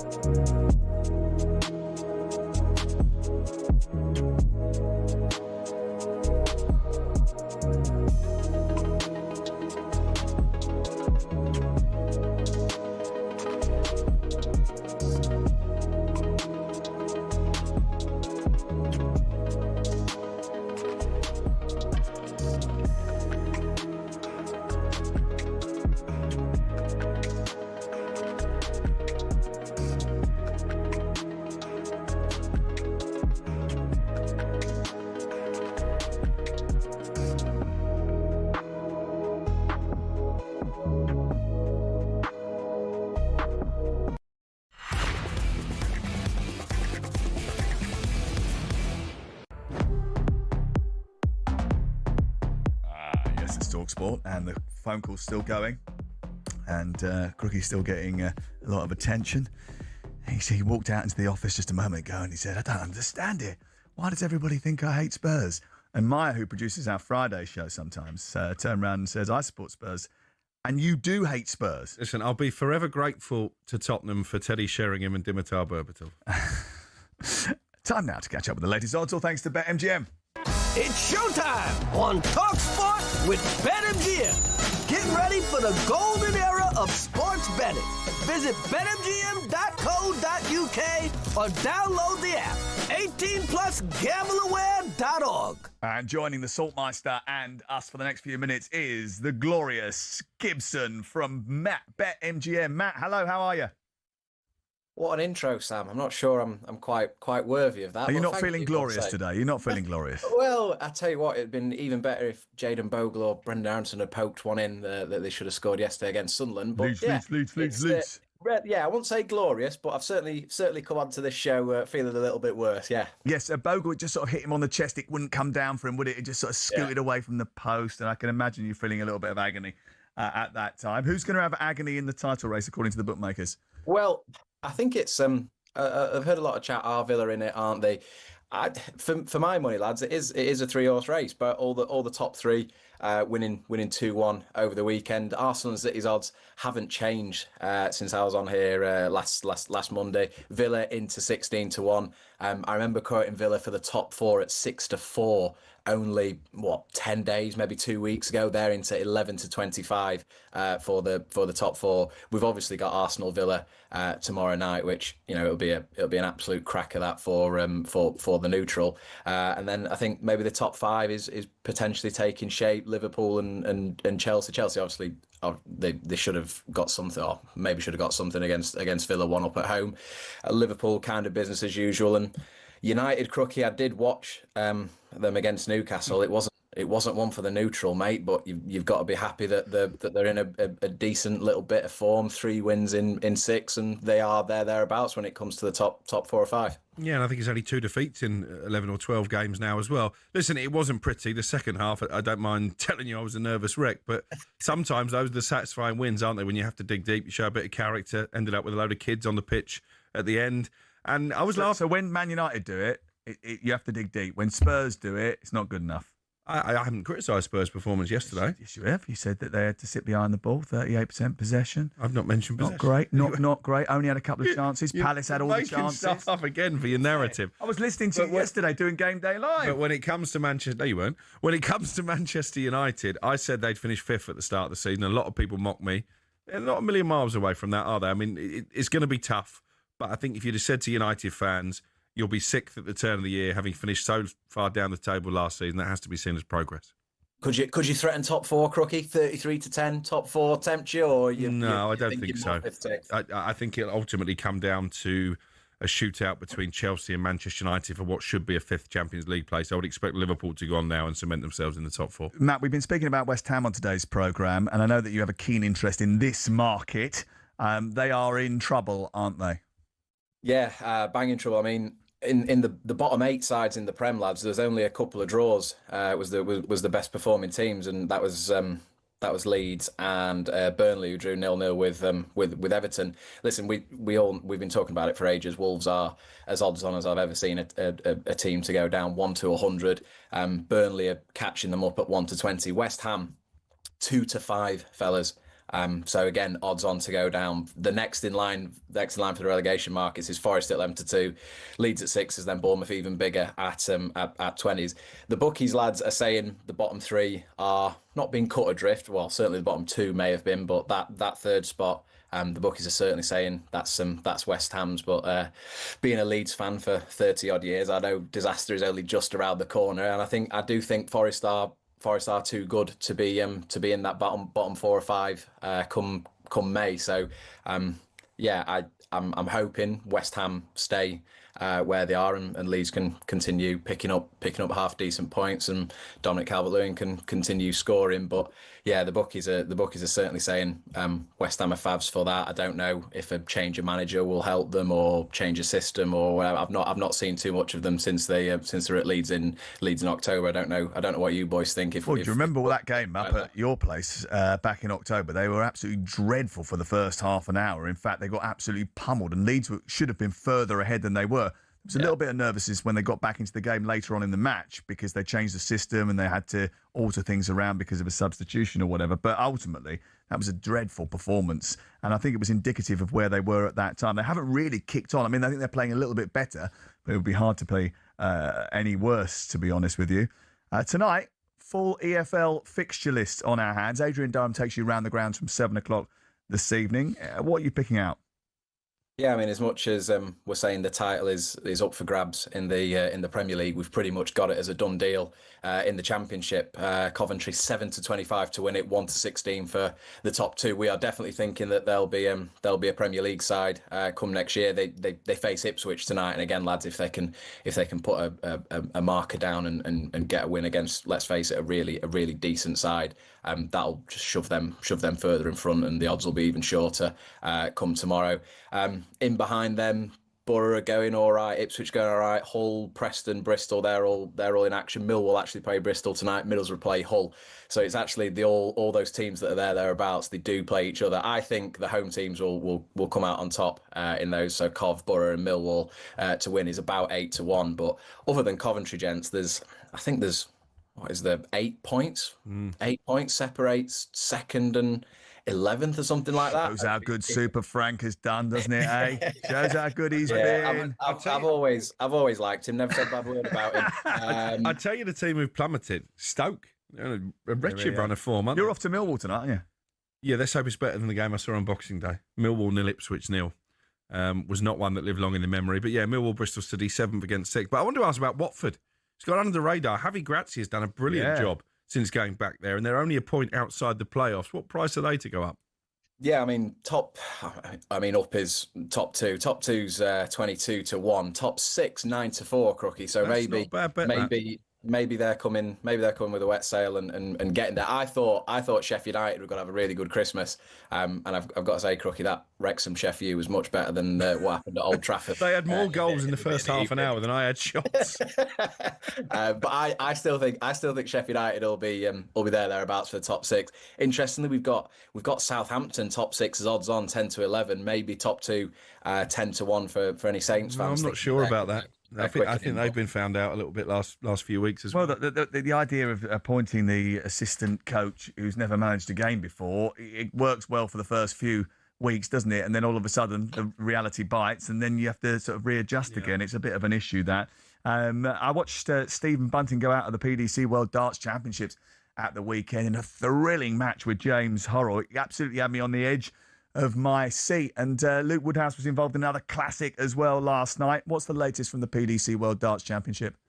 Yeah, I was the same as you, Sam. I was locked into that Bunting Horrell match, and then actually watched Luke Littler dismantle Sulovic in straights shortly after. The odds were all over in that one in play. I was just checking.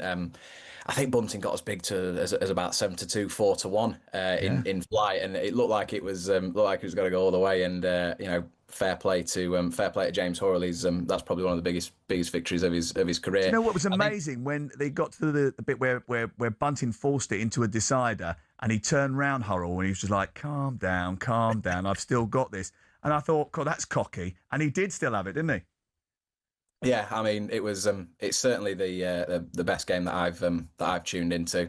That, and I think Ricky Evans against James Wade went all the way. That was certainly a thriller. But in the afternoon, you've got Meikle.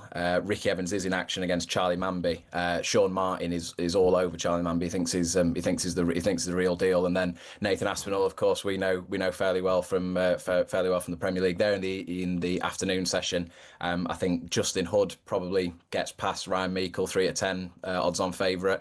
We like Charlie Manby at MGM 11-10 to beat Ricky Evans, and we think the Asp will do the business. That threefold is 5-2, and then in the evening you've got some real shorties, to be honest with you.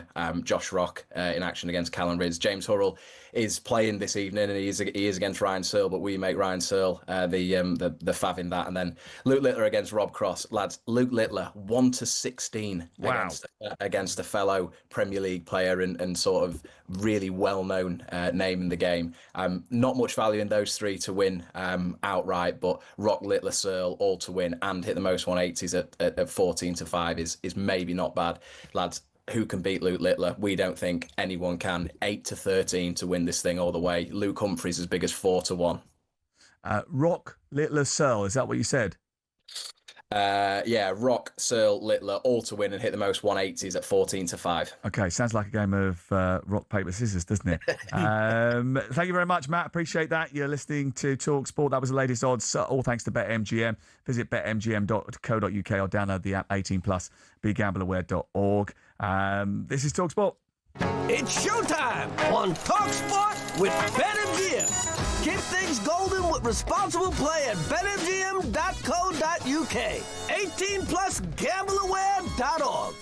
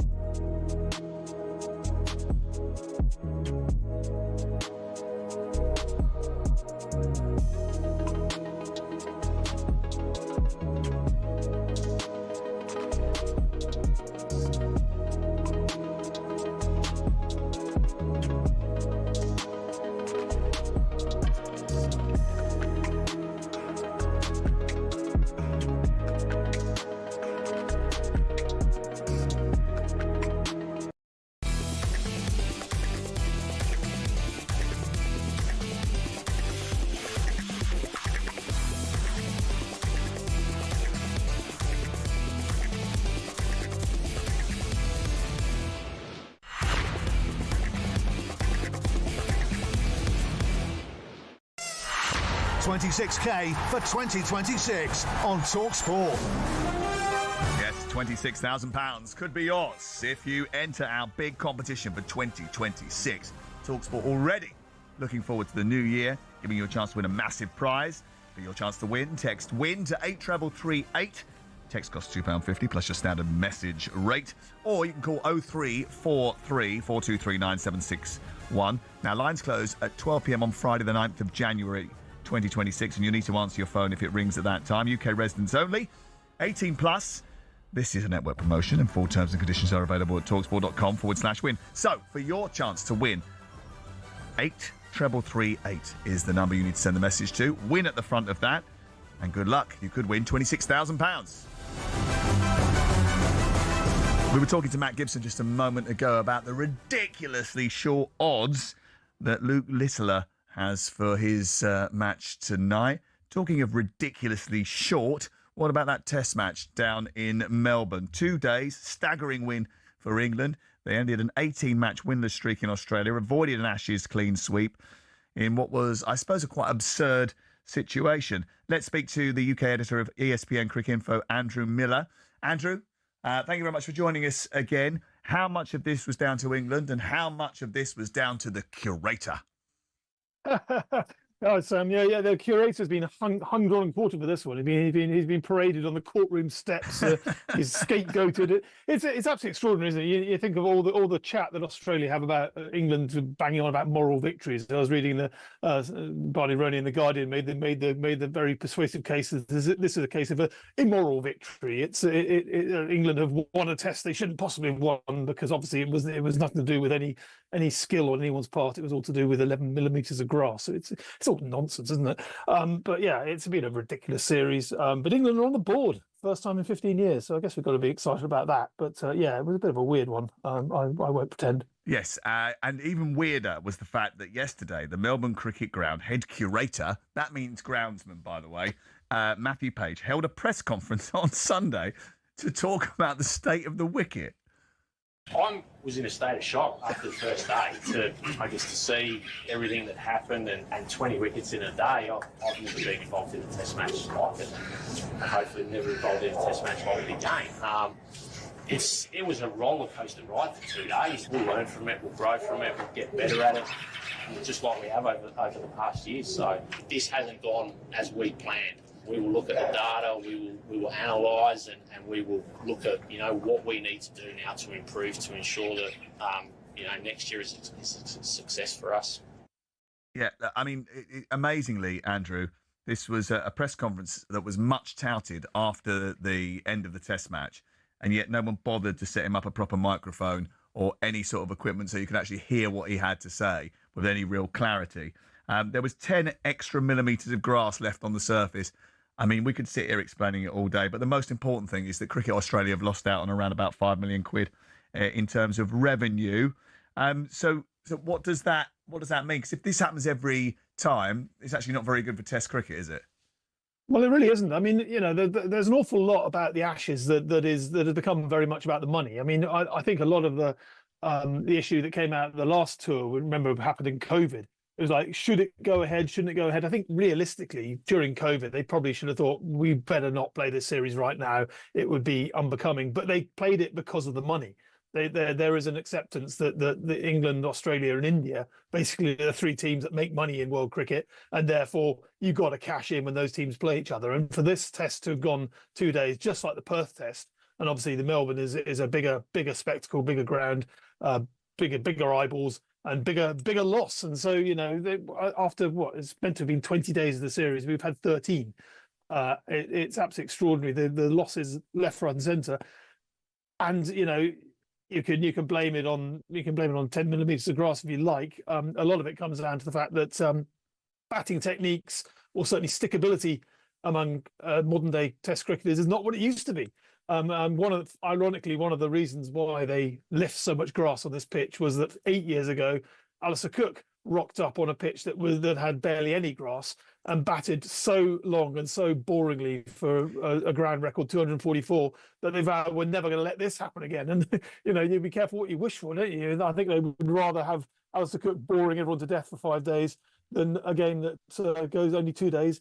And as you say, 10 million US or Australian dollars or whatever it is it's up the creek all of a sudden. It's a bit of a shocker. Or down the Swanee, as they might say. Yeah. Well, no doubt the England players will be making the most of the extra downtime. They seem to have been quite good at that during this tour.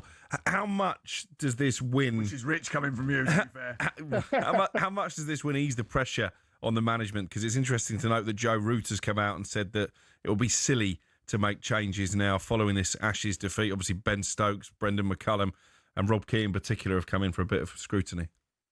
Yeah, I think it's important. Genuinely, I do think it's important. I mean, amid all the navel gazing from Australia, it's even easy to overlook how rare it is for England to win in Australia. First time, as I say, in 15 years, and therefore it does count for something. And it was a vindication of the methods that England went into the series with, albeit they forgot to play this way for 3 tests and screwed up their chance in the series. But fundamentally, the way they wanted to play in the Bazball era was to make every single game a crapshoot. They wanted to reduce the margins so much that it's almost like walking across a tightrope all the way. You might fall one way, you might fall the other. But if England rush through the match, they've got a better chance of coming out on the right side rather than stringing it out over 5 days and probably being out-muscled by a team that knows its conditions better. So, the speed in which this unfolded lent into everything that England have done pretty well over the last 3.5 years. And obviously their run chase in that final innings, they had to score the highest score of the match, 175 to win it. But because they had a figure in mind, they knew what they were aiming for, they were able to trust their instincts rather better than they had done previously in the series when they were a little bit caught between should we be defensive, should we be aggressive. They knew, right, that's our figure, we're going for it, we're going to get there as quickly as possible. So, yeah, it was a vindication to a degree of the way England set themselves up for the series. The trouble is, as we've said all along, it's come too late. And so, there's been a lot of talk about it. It's a death of Bazball. I personally think it is. This felt like a little bit like dead cat bounce. It's like you always throw a cat off the building, it's going to bounce a little bit, isn't it? And lo and behold, England have bounced back with... Not we'd advocate that, but yeah, I get where you're coming from. Andrew, thank you very much. Always good to speak to you. That's Andrew Miller, who is the editor of Crick Info, ESPN.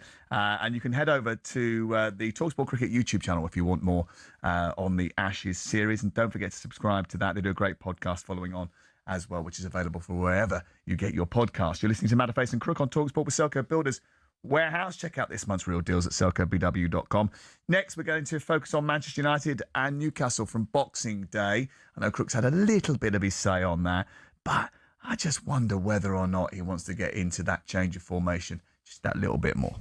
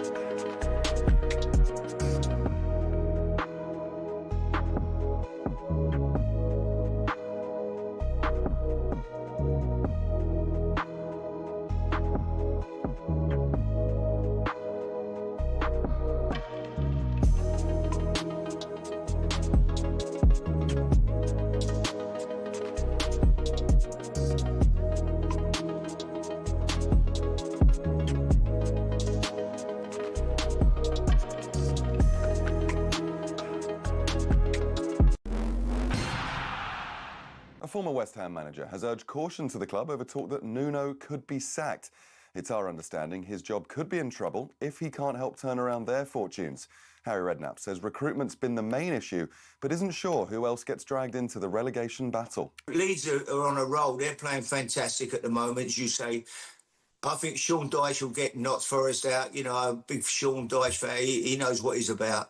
I think he'll be fine. So who's going to go? Speaking of Leeds, they're 5 unbeaten after a 1-1 draw at Sunderland yesterday. Talk of Dominic Calvert-Lewin to the World Cup appears to be gathering momentum, and former Leeds forward Michael Bridges says the club has to take some credit. Leeds have really handled his training loads well. And got him fit, and he said he's in really, really good shape with the way he's feeling. And you can see that it's amazing what goals do for confidence. Absolutely. And this guy is absolutely flying. A reminder that all 10 matches in the Premier League this week are live across the talkSPORT network. Now, Thomas Frank says victory at Palace shows Spurs, while still a work in progress, are moving in the right direction. Archie Gray's first senior club goal sealed a 1-0 win for Tottenham, lifting them to 11th in the table. Of course, it was hugely important, but I also think you can see second half that we are a team that are building something, but you're not like on a full flow confidence. So they was, digging in, fighting hard, and there's just games like that in the Premier League. We know that. We see that week in, week out. Meanwhile, Oliver Glasner couldn't hide his frustration at a lack of potency in front of goal. They've now scored just 1 in their last 3 league games. talkSPORT understands Man City are the only club to have opened up talks with Bournemouth over Antoine Semenyo. The forward has a release clause in January of at least £60 million. Now, the ICC says the pitch at the MCG was unsatisfactory at the 4th Ashes Test. The MCG has been given a demerit point, too many of those, and they'll be suspended from hosting international matches. Meanwhile, England will be without Gus Atkinson for the final Ashes Test in Sydney. He pulled up in Melbourne with a hamstring issue, meaning England will be down 3 bowlers for that final test, and all the build-up is on the talkSPORT Cricket YouTube channel.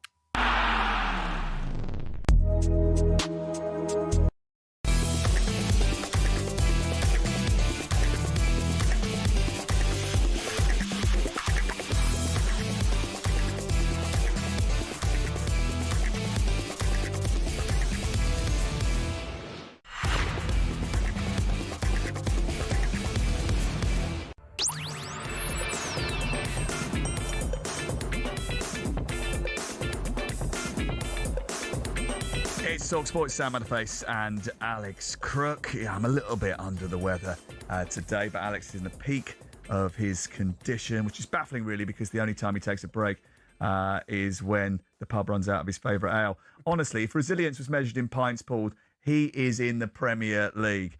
I'm struggling to get into the National League, to be fair. Maybe I'll give you some lifestyle advice. Yeah, you did say you were going to do that. If you make a few subtle changes and live a bit more like me, you might get less ill. Less ill? I've only been ill once all year. I don't know. You make up this story, though, don't you? Because it suits your narrative. That doesn't sound like you. The latest episode of How to Win the World Cup podcast is available now, and it's a Christmas special with Matt Ford and the England legend Stuart Pearce. In this episode, Matt asks Stuart what life is like for a footballer around the festive period, and if certain England players will be extra careful this year with the World Cup just around the corner. Stuart also explained how seriously legendary Forest manager Brian Clough took training over Christmas. We were never manic about... We didn't train a great deal at Forest, We probably trained on a good week. We probably trained 3 days a week, And this day and age, they just decode that as second-day recovery, So he was always a great believer of get time with your families. He was always really big for that, And he was never manic about sort of making sure you eat and do the right things. Not when he brings your room at sort of the night before a game and say get down to the bar, everyone's having a drink together, And to listen to the full episode on how to win the World Cup, the podcast is available now via your favourite podcast provider. It's also available on the talkSPORT app. Now, depleted Manchester United edged out Newcastle on Boxing Day. Patrick Dorgu with a stunning volley, his first goal for the club, saw them beat Newcastle United by 1-0. They were without captain Bruno Fernandes. They ended a match with the makeshift team, which included Jack Fletcher in central midfield, young defender Tyler Fredrickson, the forgotten man at left back Tyrell Malacia in the team. In fact, they ended up with 6 defenders on the pitch towards the end of the game, and they took out some of the experience during the middle of the match. I mean, should Emery be praised for his technical flexibility, or criticised for the time it's taken for him to pivot? Because when he lined up with a back four, well, we've been talking about it in the week anyway. We sort of knew that it was going to happen, but a lot of people were surprised about that. But it worked. I thought first half they were really good, by the way. I thought second half, well, it was painful to watch, wasn't it? I agree with you. First half, I thought they were not quite as good, but not far below of how they played against Bournemouth in the first half. And obviously, didn't have much to show for it by way of goals. I think Luke Shaw looked more comfortable as an out-and-out left-back as opposed to a wing-back. So did Dalot. Dorgu playing in a more advanced position, obviously worked to perfection. He had the game of his life, certainly the game of his Manchester United career. Mason Mount was pulling the strings. Cunha was superb. I enjoyed the combination between Ugarte and Casemiro. I actually think Mount not coming out for the second half was a huge blow for Manchester United. And that put the home team on the back foot. It invited Newcastle into the ascendancy. But you're right about the changes. I mean, I was tearing my hair out when he literally just hit the bar, Šeško. He goes off. Xerxes comes on. I thought Xerxes was appalling. To me, he looked like a player who checked out. I can half understand the Casemiro one because it looked like he was starting to run out of energy. But again, when you've got so many inexperienced players on the pitch anyway, surely you need your more experienced ones. And then you get to within 2 minutes of the 90 and you take off Luke Shaw and Martinez, who again I thought was immense, and you bring on Malassi, who's not played for months, and you bring on Fredrickson, who's a kid. Honestly, I was tearing my hair out. I was with Steve Bruce, obviously commentating the match, and I said to Steve at the time, Tyler Fredrickson's got one of these horrible records that whenever he comes onto the pitch, Manchester United do not win. So I think he'd played 3 appearances beforehand. They'd not won any of them before, and that included the game against Grimsby. And he came onto the pitch, and I thought he would love to change the narrative tonight.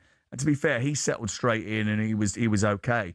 But I tell you what, I suppose you have to sort of praise the character of the team that they got over the line in those circumstances. I thought Newcastle were much better in the second half, but they never looked like they're going to score a how goal. many saves did Sonny Lemons actually have to make? And he made 1 save in the first half, really, from the Bruno Guimaraes flick from the corner. Apart Do you know what he did do well, though? They put a lot of crosses into the penalty area. Who?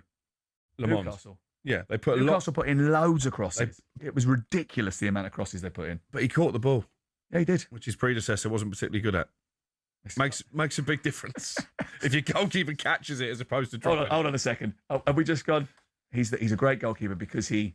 It sounds really simple, but it makes a massive difference. Only the second clean sheet.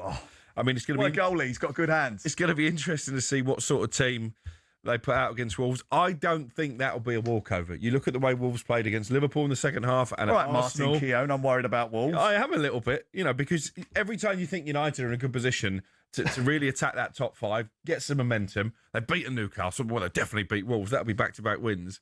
Tends to come back and bite you. I'm not 100%. You had a massive go at Martin Keown last year when he was talking about Arsenal going to West Ham, who at the time were really struggling. He was like, I'm really nervous about that West Ham game. And you were like, come on, have some belief in your team. Why can't you have some belief in your team playing against Wolverhampton Wanderers? Because every time we get a little bit of belief, they slam the door in your face. It's the hope that kills you, as they say. But listen, there were lots of positive from that performance. If they can keep Martinez fit, he's going to be massive in the second half of the season as well. He hasn't been fit enough, has he, over the course of his He's a leader, isn't he? He's a real leader. He's an absolute tiger at the back. I mean, they call him the Butcher, don't they? Yeah. But he's only small. He's only 5'8", and he's plays as a centre-half. It's amazing, really, isn't it? I mean, did he play midfield? I can't even remember. He came on in midfield against Villa. Came in on midfield against Villa. He played centre-half, didn't he, in the back 4. And actually, we spoke to Ruben Amorim after the game about the change in formation, and this is what he had to say. Sometimes we adapt to our wingers were playing like a fullbacks in certain moments. Sometimes you need to adapt, and there is no tactic in that moment. We were just trying to compensate each other. Was not the idea, but you can understand to look at the context of the team. When you have to take Mason, it's hard. When you have to, and we were struggling a lot, and we put two wing backs helping and playing like helping the fullbacks, so we were just trying to survive in the second half. Yes, it was 6 at the back, wasn't it? It wasn't a back 4, it was a back 6. They had 2 double fullbacks to stop the problem was that the crosses were coming in with such regularity that they needed to make sure they blocked up the channels. So that's why you had Dorgu and Dalot in front of 2 fullbacks, it looked mad, but they somehow managed to get away with it. Actually, I think if they hadn't have got away with it, he would have been under the pump. He would have been criticised for those substitutions. Absolutely. But the fact they got away with it gives him a little bit of breathing room. And they've got to now try and deal with a situation where Bruno Fernandes is not available for the next couple of games. Although when I heard him speak to Hugh Woostencroft afterwards, he said that Bruno Fernandes was doing everything he could to get back as soon as possible. And he had to say to him, you're definitely not going to play this game. You're definitely going to play the next one. Just go and rest and get yourself sorted out. But do you think that fella might be getting a haircut soon, by the way? Because I'm just looking at the fixtures. Obviously, we've mentioned Wolves. They should How many win. have you won in a row? Well, Wolves would be 2, wouldn't it? So he won 1 game in a row. But I'm looking ahead. Leeds away, not easy, but actually a ground where they tend to do quite well. Panicking against Wolves. Burnley away, and then Brighton at home in the Cup. Before the Manchester derby, that is. Not that you get ahead of yourself in any way, shape, or form. Is the geezer going to get a haircut? He has, basically, there's a geezer who's, if you don't know, he's a Manchester United fan. He is not going to cut his hair and hasn't cut his hair until Manchester United win 5 in a row. Which is difficult to do, by the way. That is a challenge for any team, not just Manchester United. Aston Villa? Yeah. They've done it. Yeah. Not many teams have in the Premier League. You've won 1 in a row and you're getting excited now. Should be 2. Listen, it should be 2. It should be 2. You've got to be beating Wolves. But they're just proving a little bit more resolute against the bigger teams, aren't they? Talk to me about Newcastle. Why can't they score goals away from home? Well, do you know what? A big problem for them, as he's choking on his aspirations, is Anthony. Your aspiration. Anthony Gordon's end product, I think, has become a problem. Some of the balls into the box were great. Yeah, but he's just not putting the numbers on the board, is he, in terms of goals and assists? But that's not necessarily him. I think that's partly to do with the fact that he hasn't taken a couple of chances. But in terms of assists, the assists record for a lot of these players that play in the wide positions is down to the fact that strikers don't put the ball in the back of the net. Do you think he might go with Wissa for the next game, as opposed to Voltemada? 2 very different profiles of player, aren't they? Well, they're 2 different options. Voltemada drops deep, but he doesn't press, and that's a big problem for them. And because he can't press and because he can't run as fast as the others, he finds himself either lagging behind the play or that intensity that they used to win the ball back high up with isn't available to Eddie Howe when he's in the team. Visser gives them that, but they can't. You know what Eddie's like? Eddie's quite a patient guy, right?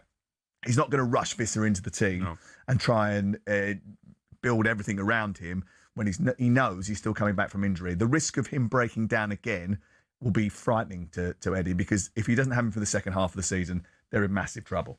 He needs to go on a run of results like they did at the end of the second half of last season in order to push them up into the European places. There's a few Newcastle supporters that are getting a little bit edgy about the situation at the moment.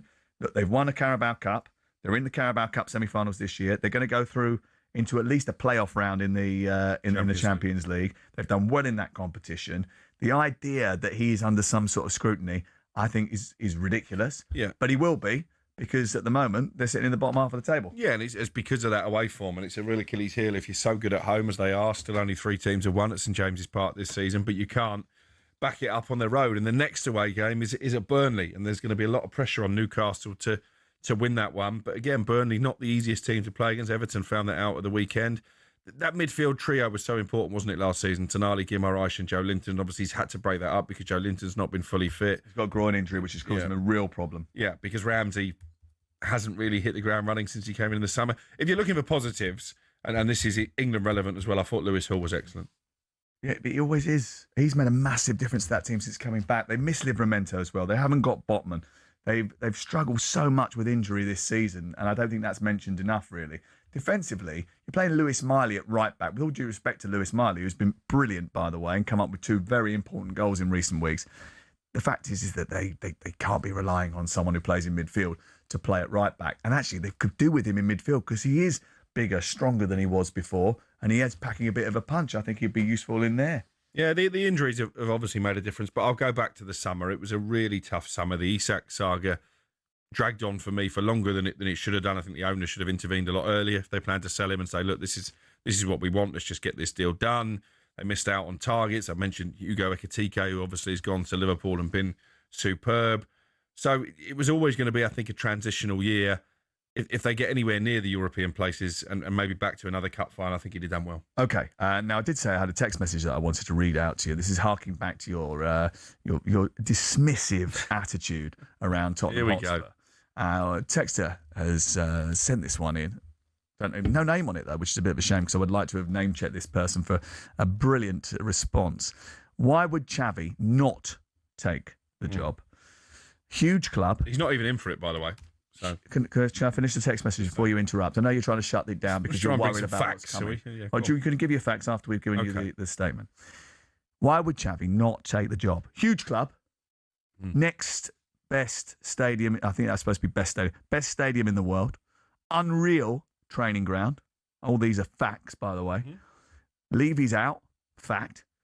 Proper money available in January. Really? Proper money? Okay, Is that a fact? Let's see. Not sure it is a Let's fact. see. Alex Crook, answer me this. Why wouldn't Xavi want to come to Spurs? Because they're not a big enough club for someone who's managed It's a huge Barcelona. Oh. Listen, the stadium's brilliant. It's my favourite ground to go to. No, it's not, because you can't get away from it. Okay. You were given the option to go there later in the week, and you said you would go to Fulham. The transport is not great, but the stadium itself, I think they've done a fantastic job. Credit to Daniel Levy for overseeing that. The training ground, I agree. I've been there on England duty when they use it, and there's a reason that the Three Lions go there. Fantastic training ground, but it's hard to attract players, as we've mentioned already with Antoine Semenyo. So I think Xavi would have his sights set a bit higher. Nothing against Spurs. Okay, you're also equally dismissive about Aston Villa earlier in the programme. I will tell you why in the next few minutes they can be in the title conversation.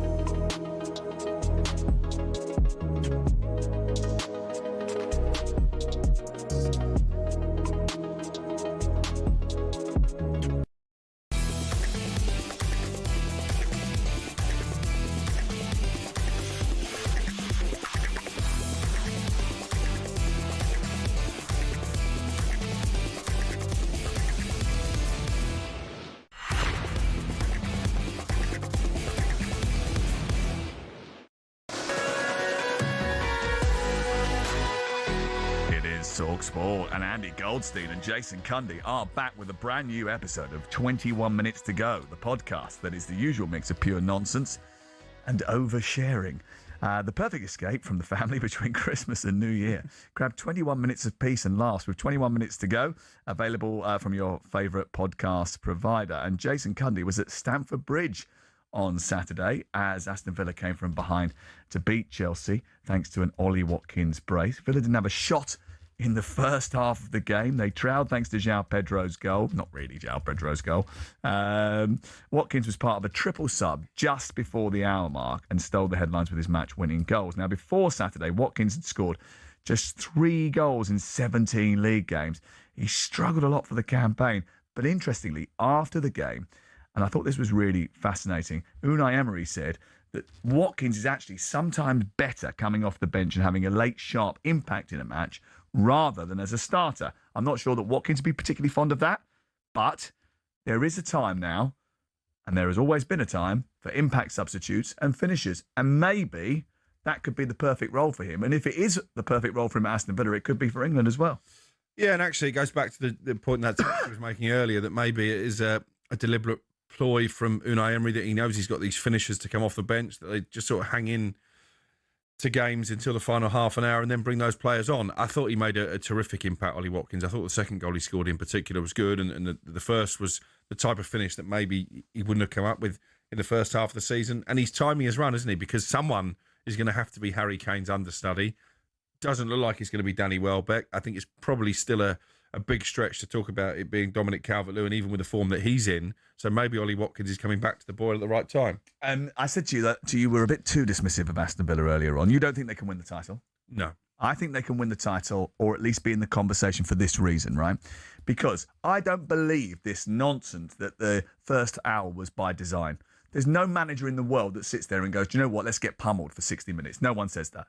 Right, that's not going to help anybody's cause, because let's be realistic about it. If Chelsea had really put their foot to the floor and finished some of those chances, it would have been 4-0 at half-time. Yeah. Chelsea were completely all over them. You know, if you looked at the statistics after 35 minutes, it was dangerous, the fact that Chelsea was so dominant in that game.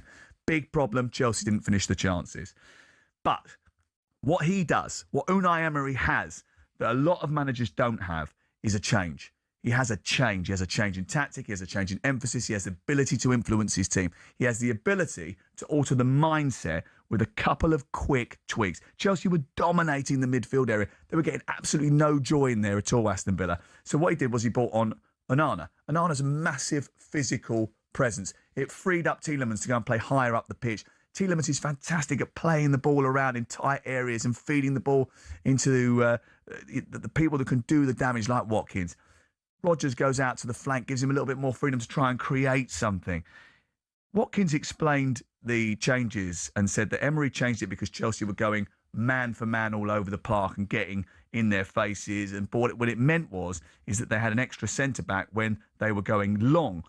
But when he came on and Jadon Sancho came on, who also made a massive difference by driving with the ball, by passing that area of midfield and feeding the ball into Watkins with more regularity, there was a massive, massive chance. They had an extra man in that area against the 2 centre-backs in the second half, which they didn't have in the first, because you had Sancho, Rodgers, you had Tielemans, and you had Watkins, all in that central area trying to come in. Well, obviously, the 2 boys were coming in from the flanks, so that made it very congested in the middle of the park, and Chelsea didn't know how to deal with it. Unai Emery did that by design. And Maresca, and this is his detriment, he could not react to it. I was going to ask you about that, because the noise that I was getting from Chelsea fans was that really Emery did a job on Maresca with those changes, and he did try and react, didn't he? But you look at the changes that he made, they were all like for like. Estevao for Palmer, Gittins for Garnacho, Delap coming on as the focal point instead of João Pedro, and Gusto for Cucurella. So is this another example, if you're a detractor? You'd have been pulling Enzo your hair Maresca. Out. You would be pulling your hair out. If you turn around and if you sit there and go, we watched you change, you're losing the game to Aston Villa, the game's got away from you. I've taken off Gusto and I've taken off Cucurella and put on Gusto. That's like your Lenny Yoro coming off and Harry Maguire coming on, which you get really annoyed about with Ruben Amorim. So that's not affecting the game in any material sense. You know, the idea is that you need to have someone who can come on and change matches. And Aston Villa, by keeping Ollie Watkins back, had that at the weekend. Yeah. They knew it was going to be a tight game. They know that Chelsea don't blow teams away. So even if they did cede a little bit of possession in the first half, cede a little bit of dominance, they knew they were going to have something up their sleeve to go and do the job in the second. That's why they kept Watkins back. Now, the Chelsea manager doesn't have that ability, or he doesn't have that foresight to see that.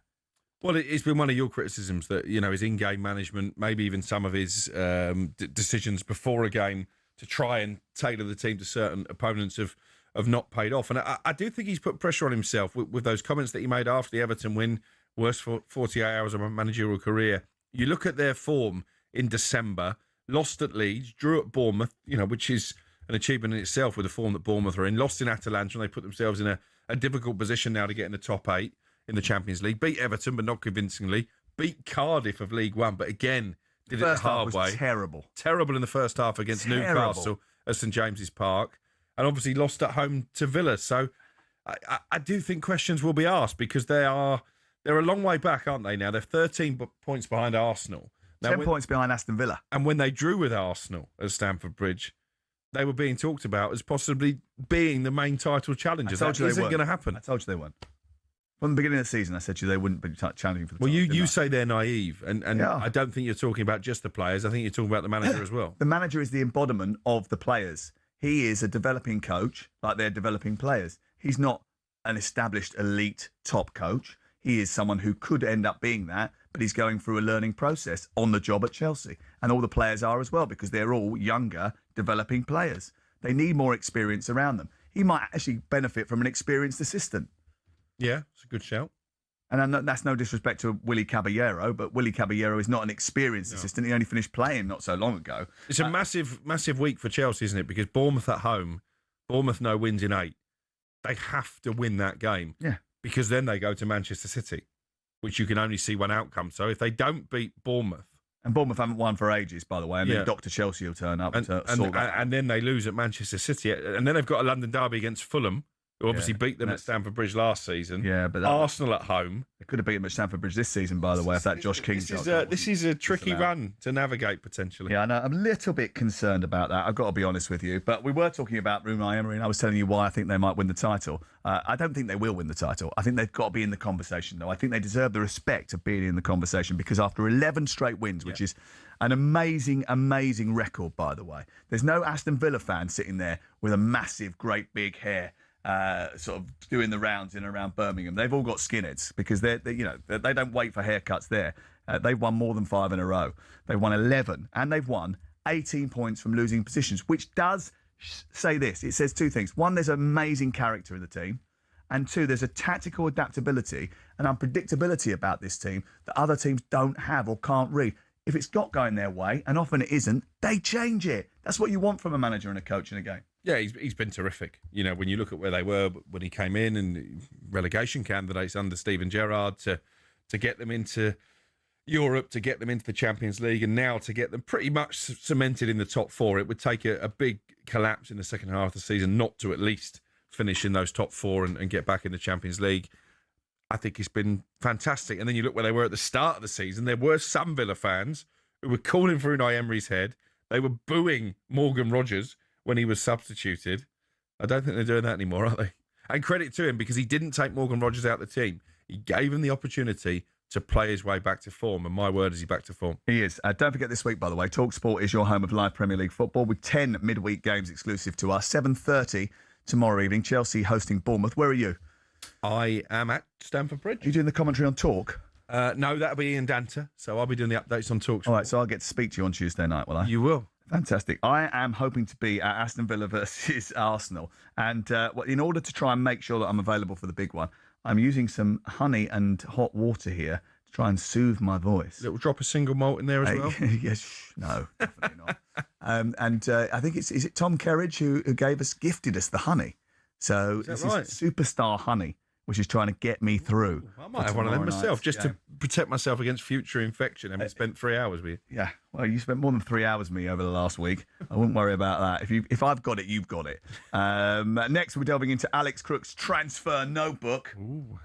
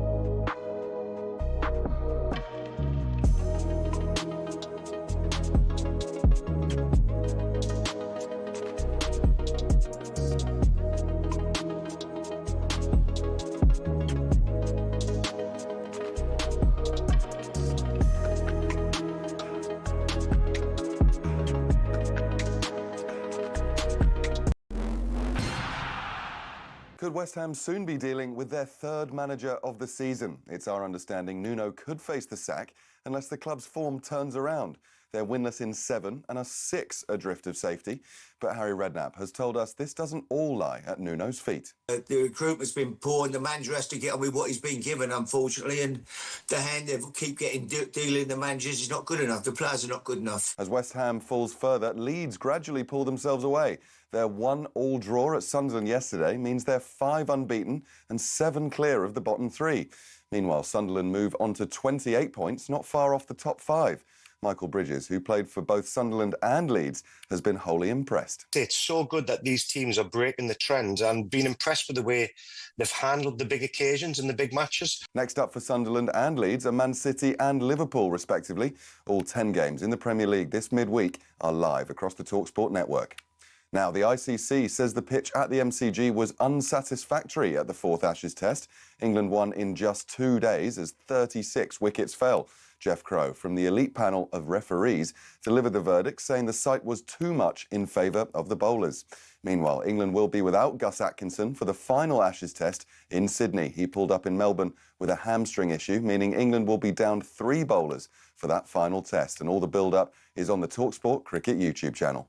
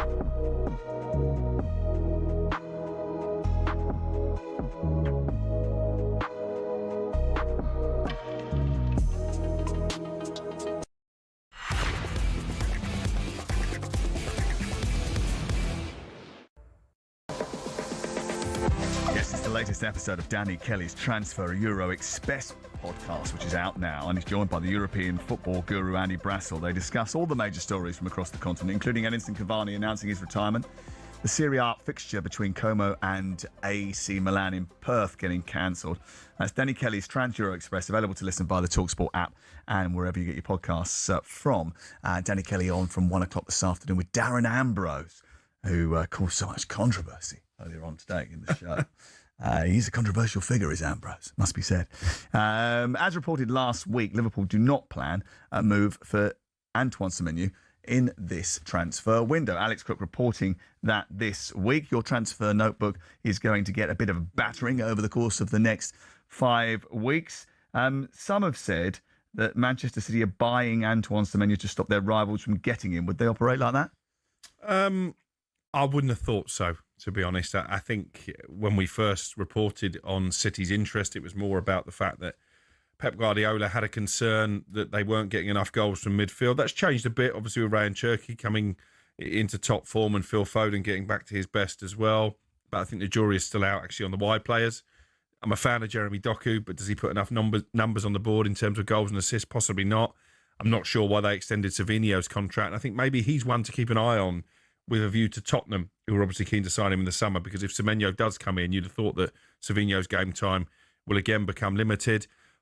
You look at what he's done at Bournemouth, the number of goals and assists is good, and I think Guardiola feels that in his team, this is someone who's guaranteed to hit double figures from midfield every season. Bournemouth were battered 4-1 at Brentford. He scored the only goal of Didn't the do game. much else. Yeah, but what are they going to do without him? It's a problem because it's tough to replace a player of that calibre mid-season. I was slightly surprised, having broken the news originally, there was a release clause, to then find out that it kicked in January. Usually when you sign a new contract one summer, the release clause wouldn't kick in until the following year, but it's obviously going to be activated mid-season. That was done to protect his value more than anything else, wasn't it? Bournemouth knew that they weren't going to keep him forever. Yeah, and they knew the only way they could get him to sign that new contract was by putting in a release clause. They probably... Quite an astute bit of business, really. Yeah, they probably didn't expect someone to activate it in this window. I think they thought next summer it might be different, but obviously Manchester City, knowing how many rivals there would be next summer, have stolen a march, because actually, had it have gone to next summer, maybe Liverpool would have been part of the... Well, I was going to ask you about this, right? Because is it all about timing? Because every paper you pick up, every anticipation that we had was that Liverpool were going to be involved in this race for Antoine Semenyo. There's no doubt that there had been tentative conversations previously, and that it was an indication that he might well end up at Anfield. But that isn't going to happen now, is it? Why? I think because you look at their league position, if they are going to spend money in this window, you look at the way their season's gone. Because their squad is massively light, by the way. But they're more likely, I think, to bring in defensive reinforcements to try and shore up at the back in this window, rather than spend big money on another forward, because Salah will be back from AFCON. Alexander Isak will be back from injury at some point. Florian Wirtz is starting to be the player they hoped he would be now. So I don't think they see it as an area of priority. If Salah left the club, injured as well at the moment. If Salah left the club in the summer, then obviously there would then be a window for Semenyo. I think, again, that's why Manchester City have stolen a march. Talk to me about Ethan Nwaneri. He has not played too often for Arsenal this season, despite a breakthrough campaign last year. Is he going to leave in search of game time, and is that the wisest of options? Well, he certainly won't be short of suitors. You know, maybe even Bournemouth as a potential Semenyo replacement. Will this be on loan? Yeah, I don't see that Arsenal will sell him. You know, I think they very much see him as one for the future. But there's so much competition now, isn't there? You look at their squad depth, even when they are injury ravaged. Him and Miles Lewis-Skelly, actually, who wasn't going to start the weekend before Calafiori was injured in the warm-up, are struggling to get game time in the Premier League. So I think both of them have aspirations to go and play. I don't think they'll let Lewis-Skelly go, which might hamper his chances of being in that World Cup squad. But maybe Nwaneri could be a different story. Certainly one to keep an eye on. Yeah, he obviously needs game time, but I always go back to the Phil Foden scenario. Do you want to be going out and playing in an environment where you're not going to necessarily be in the position that you want to be, influenced by the players that you ultimately want to be playing with? Or do you want to just go out and get some game time? Because if he sticks around the Arsenal squad, there will be opportunities for him. They might be limited, they might be small, but at least he'll get a little bit of experience in the positions where Arteta sees him in the future. He's still a very, very, very young man. Yeah, and actually, in the case of Lewis-Skelly, well, he's not playing much in the Premier League. He's played more often than not in the Champions League. He will play. He's got that European He will play. And experience actually, as well. Miles is quite relaxed about the whole situation, from what I understand. You know, he's very level-headed about it. He understood that last year was very unexpected that he got so much game time. Obviously, Calafiori picked up an injury. Calafiori's picked up an injury recently, actually. He pulled out in the warm-up, didn't he, at the weekend? So he may well get an opportunity to play in the team, especially with the problems that they... I also think Arsenal, because they're competing on multiple fronts. They've got a League Cup semi-final. They've got a very winnable FA Cup third-round tie. They're into the last 16 of the Champions League, and they're top of the Premier League. They're playing Portsmouth. They're going to need that squad. What about Pompey? Yeah. Big giant killing down at Fratton Park. You can't see it? No, with the best will in the world. Obviously, I hope it happens, with our connections down there. But what I'm saying is they're going to need that squad if they're going to keep competing on four fronts. Nathan Ake. Came on at the weekend, didn't he, for City? He did come off the bench in the second half when they went to a more defensive formation. He went 3 at the back, actually. But he's only started one Premier League game this season. He's a player who is on a lot of radars for January. I mentioned Bournemouth in the notebook last week. Obviously, why would they let him go at this stage? Again, they might not because they're going to need their squad, but he's not in the first flush of youth. He's 31 in February, so maybe Pep Guardiola might feel the time is right to allow him to move on. He's going to want to be playing regularly in a World Cup year. So Bournemouth, I mentioned last week, he was there obviously before he joined Manchester City, so still highly regarded. Newcastle, Eddie Howe, I know is a big fan if they need to bring in any additional defenders. Palace, I think, looked light in that area. Obviously, Jefferson Lerma played in the back three yesterday. And West Ham as well, I'm told, is showing a bit of interest in Nathan Ake. Well, he's not going to go to West Ham, is he? Wouldn't have thought so. No, he's not going to go to West Ham. He's not going to leave Manchester City and go to West Ham. That's not Bournemouth might appeal to him. A return there, Marcus and I think Newcastle would appeal to him. Yeah. Reuniting with Eddie Howe because they obviously get on well. I mean, it's a lesser known fact about Nathan Ake that he is quite diminutive. Yes. In fact, He's the same height as you. No, he's not. He's smaller than me. Honestly, I swear to you, I know I get a lot of stick on the breakfast show with made-up nonsense that I am a little tiny Tom man. Thumb is not smaller than you, so I'm not believing that Nathan Ake. Nathan Ake, seriously, I've got producer Izzy to measure it. He's 5'11". He isn't. He isn't. That's what it says on his Wikipedia. Actually, on his Wikipedia about 2 years ago, it said he was 6'1". So how tall Trust are you claiming he is? I am 177.5 centimetres. He's 180. According to that. Yeah. I reckon he's at least 176, maybe 177. He is smaller than me. Honestly, I've sat in the tunnel and I was so happy to look at him and just go, I can't believe this. I'm taller than you. And I've turned around to produce. Did you get a picture of that? And did she? No. Oh, so we got no proof. I tell you what, he also is. What? He's one of the nicest smelling men in football. After a game, they come through the mix zone. The players. All the Dutch players wear this wonderful fragrance. He smells incredible. I don't mind him. He's good. He's a good lad as well, isn't he? Came through the ranks at Chelsea, didn't he? And then top guy. Ended up going off to pastures new, and he's now at Manchester City. But will he be at the end of the transfer window? Of course, the transfer window.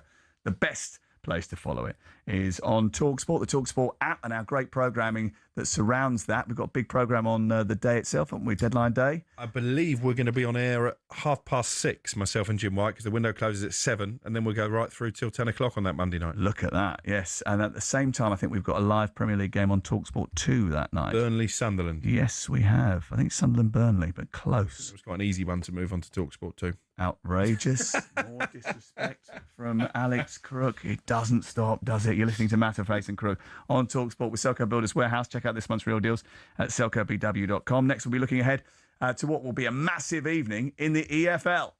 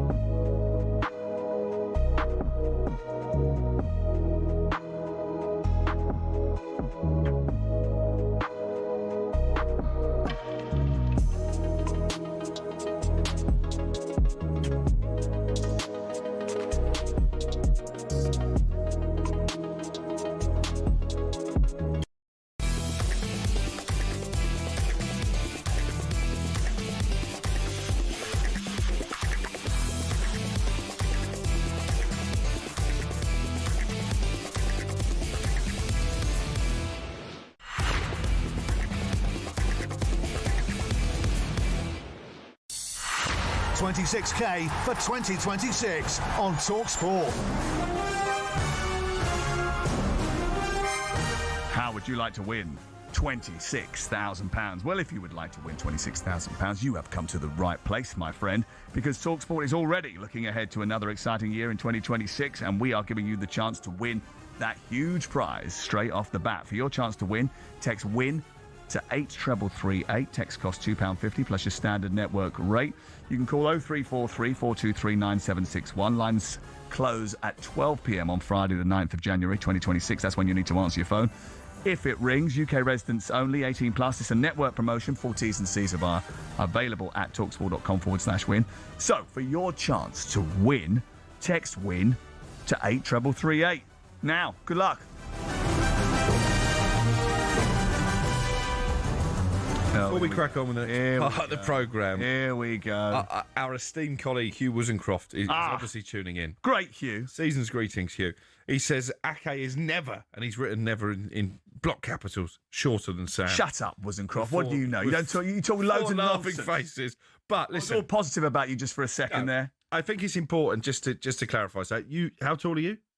177.5 centimetres. Which is what in feet? What in real money? It's 5'9.5". Right. So I have got a list of celebrities that are actually shorter than you, that you're taller than, just to make you feel better. So you're taller than Sabrina Carpenter. Nonsense. You're taller than Dolly Parton. He doesn't get that, by the way. He doesn't get that. You're Dolly Parton? Yeah, she's only 5 foot. You're taller than Danny DeVito. Well, yeah, obviously. Well, I thought that was going to be a close run thing. You're taller than Zippy from Rainbow. Oh, George. And you're also taller than Twilight Sparkle from My Little Pony. Thanks, mate. Did you have nothing to do in the break? No, just entertain myself. The best thing was, I said to him earlier on, right, this is not a joke, this is a true story. So I said to him, he said, are you feeling all right? I went, yeah, I'm a bit ropey, I'm a bit worried, because I'm supposed to be going out on New Year's Eve, and I've booked a night with Basement Jacks. And he said, after a little bit of a delay, oh, I wonder where your head's going to be at. And I thought, very good, excellent, little Basement Jacks reference. And then as we continued talking, he started throwing a few more in. And I went to him, have you just Googled that? Google is your friend. Yeah, because you don't know anything about Basement Jacks. You're just brilliant at research, aren't you? That's what it is. Absolutely. I would like to see you standing back to back with Danny DeVito, just to be sure. Would you? Mm. Have you ever met Danny DeVito? No. He's about 5'1". Yeah. That's my point. Yeah, but I'm not 5'1", am I? Hey, listen, what makes me laugh about this is that you are the oaf, the size of a small mountain. Right, so why are you having a go at me for being a normal-sized human? Yeah, because that's your other claim, isn't it? You're it's not a claim. Average height for a UK Google it, male. Mr. Research. What is the average UK height for a male? What is it? I'm doing it now. Yeah, go on. I thought you were fast on the research buttons. What is it? 5'9". There you go. So average height of a UK male, if not more. So stick that up your pint of ale and you know it's scratches. Yeah. When you start talking about small celebrities. Well, you do. Tonight at 6 o'clock, we've got Coventry versus Ipswich live on talkSPORT 2. Flo Pollock and Krista Willem are bringing you the commentary. This game kicks off at 6 o'clock. I'm for it, by the way. Me too. The idea of a 6 o'clock kickoff, then we've got an 8 o'clock kickoff, 2 back-to-back games in the Championship. Brilliant for a Monday night when we haven't got any Premier League action. We've got loads of Monday night football for you, by the way. It's also good for the kids, isn't it? You know, because it's late night. If you take your kid to a midweek game, you're not getting home till 11 o'clock. Oh, tell me about it. The Boxing night, we took the kids to the Man United Newcastle game because you know the boys. One of the boys is a big Man United fan, and he was full of the joys of spring. I don't understand what was going on. He was like jumping around, bouncing off the walls when he came out of there. I said to him, "Did you actually watch that second half?" He was like, yeah, no, it was great. He enjoyed it because it's Premier League football, I suppose. But you're right. You know, we didn't get until 11 o'clock that night, maybe later than that. So it's good for the kids if they can get out and watch a game of football over the festive period. Following a Boxing Day win for Frank Lampard's Coventry, he did give his thoughts on what has been a tough unbeaten run and their upcoming game, which is tonight live on talkSPORT 2 against Ipswich. It was definitely a tough run, and we were on a big winning run. It's not always possible to keep that going throughout, and then when we have now had a couple of games where we haven't got maximum points, we've still come back, and there's a strength within the group. So yeah, it gets tougher. Ipswich will be very tough. Obviously, the turnaround's quick, especially with our squad size in terms of fitness, who can go again, and how we can maybe have to change a little bit over this period of games. But we've got the first one done going into this busy period, so I'm very happy. Coventry 13 points clear of third place. Ipswich going into this game. Similar sort of height to Frank as well, actually, having spoken to him quite a bit. Yeah. Yeah. You've been more Jody Morris. 8 points ahead of second place Middlesbrough. Promotion looks to be a certainty. So how high is his stock right now? Well, almost as high as Kieran McKenna's was probably 2 years ago. But he maybe a little bit surprised about how Coventry have done, or maybe not. I'm not massively surprised. I think they've been thereabouts for 3 or 4 years, and when you keep a team together, a really good team like they have, a young team, and you let them develop over a couple of years in the Championship, they've improved each season. They were really, really close last year, really unlucky in the playoffs, really, and when I watched it, seeing how good they were, how strong they were second half of last year. So got a really good group of players, been together for a long time. Good manager as well, doing a really good job. So they're a formidable side, and they deserve to be where they are. Leicester take on West Brom tonight, and another big night of EFL action. Adrian Durham gives you all the goals as they go in, including Leicester Derby, Middlesbrough Hull, Millwall versus West Brom. West Brom Leicester is on Monday the 5th of January. Leicester fans thinking about boycotting that because of the problems that they've had. The Leicester manager, Martin Cifuentes, gave his reaction to being booed by the fans after a Boxing Day home defeat. It's not unfortunately the first time since I've been here. It's not unfortunately the first time over the last times here at the club. We need to make sure that we do the right things for them to feel proud. I said from day one that for me one of the main reasons to represent the club is to make sure that the fans are happy with what they see, and at the moment they have all the right to feel and to show their frustration. By the way, if that West Brom game is boycotted on Monday the 5th of January, I mentioned that just now, that will be live on talkSPORT too. But I just want to point out the fact that the West Brom manager, Ryan Mason, very upset about the goal that was given against his team during the match against Bristol City, I think, over the weekend. Yeah, lost at home, didn't they? I mean, it's got to be ruled out.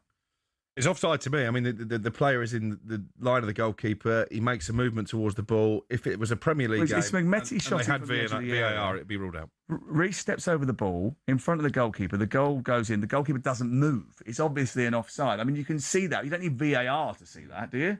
No, and Ryan Mason's under a bit of pressure at West Brom. They're not having a great season. So when decisions like that go against you in a big game against a promotion seeker, you can understand his frustration. Okay. Thank you very much for your contribution today. Thank you very much for all of your nice comments that you've made and how easy you've made it for me with this tough little chesty thing that's going on. I'll be all right. Do you know what it is? Have a nice hot bar. It's that Tom Kerridge honey. Yeah. It's sorting me right out. I love it. Thank you very much for tuning in. We appreciate it. And thank you for all your messages today as well. We love having you on board. We're back tomorrow morning from 10.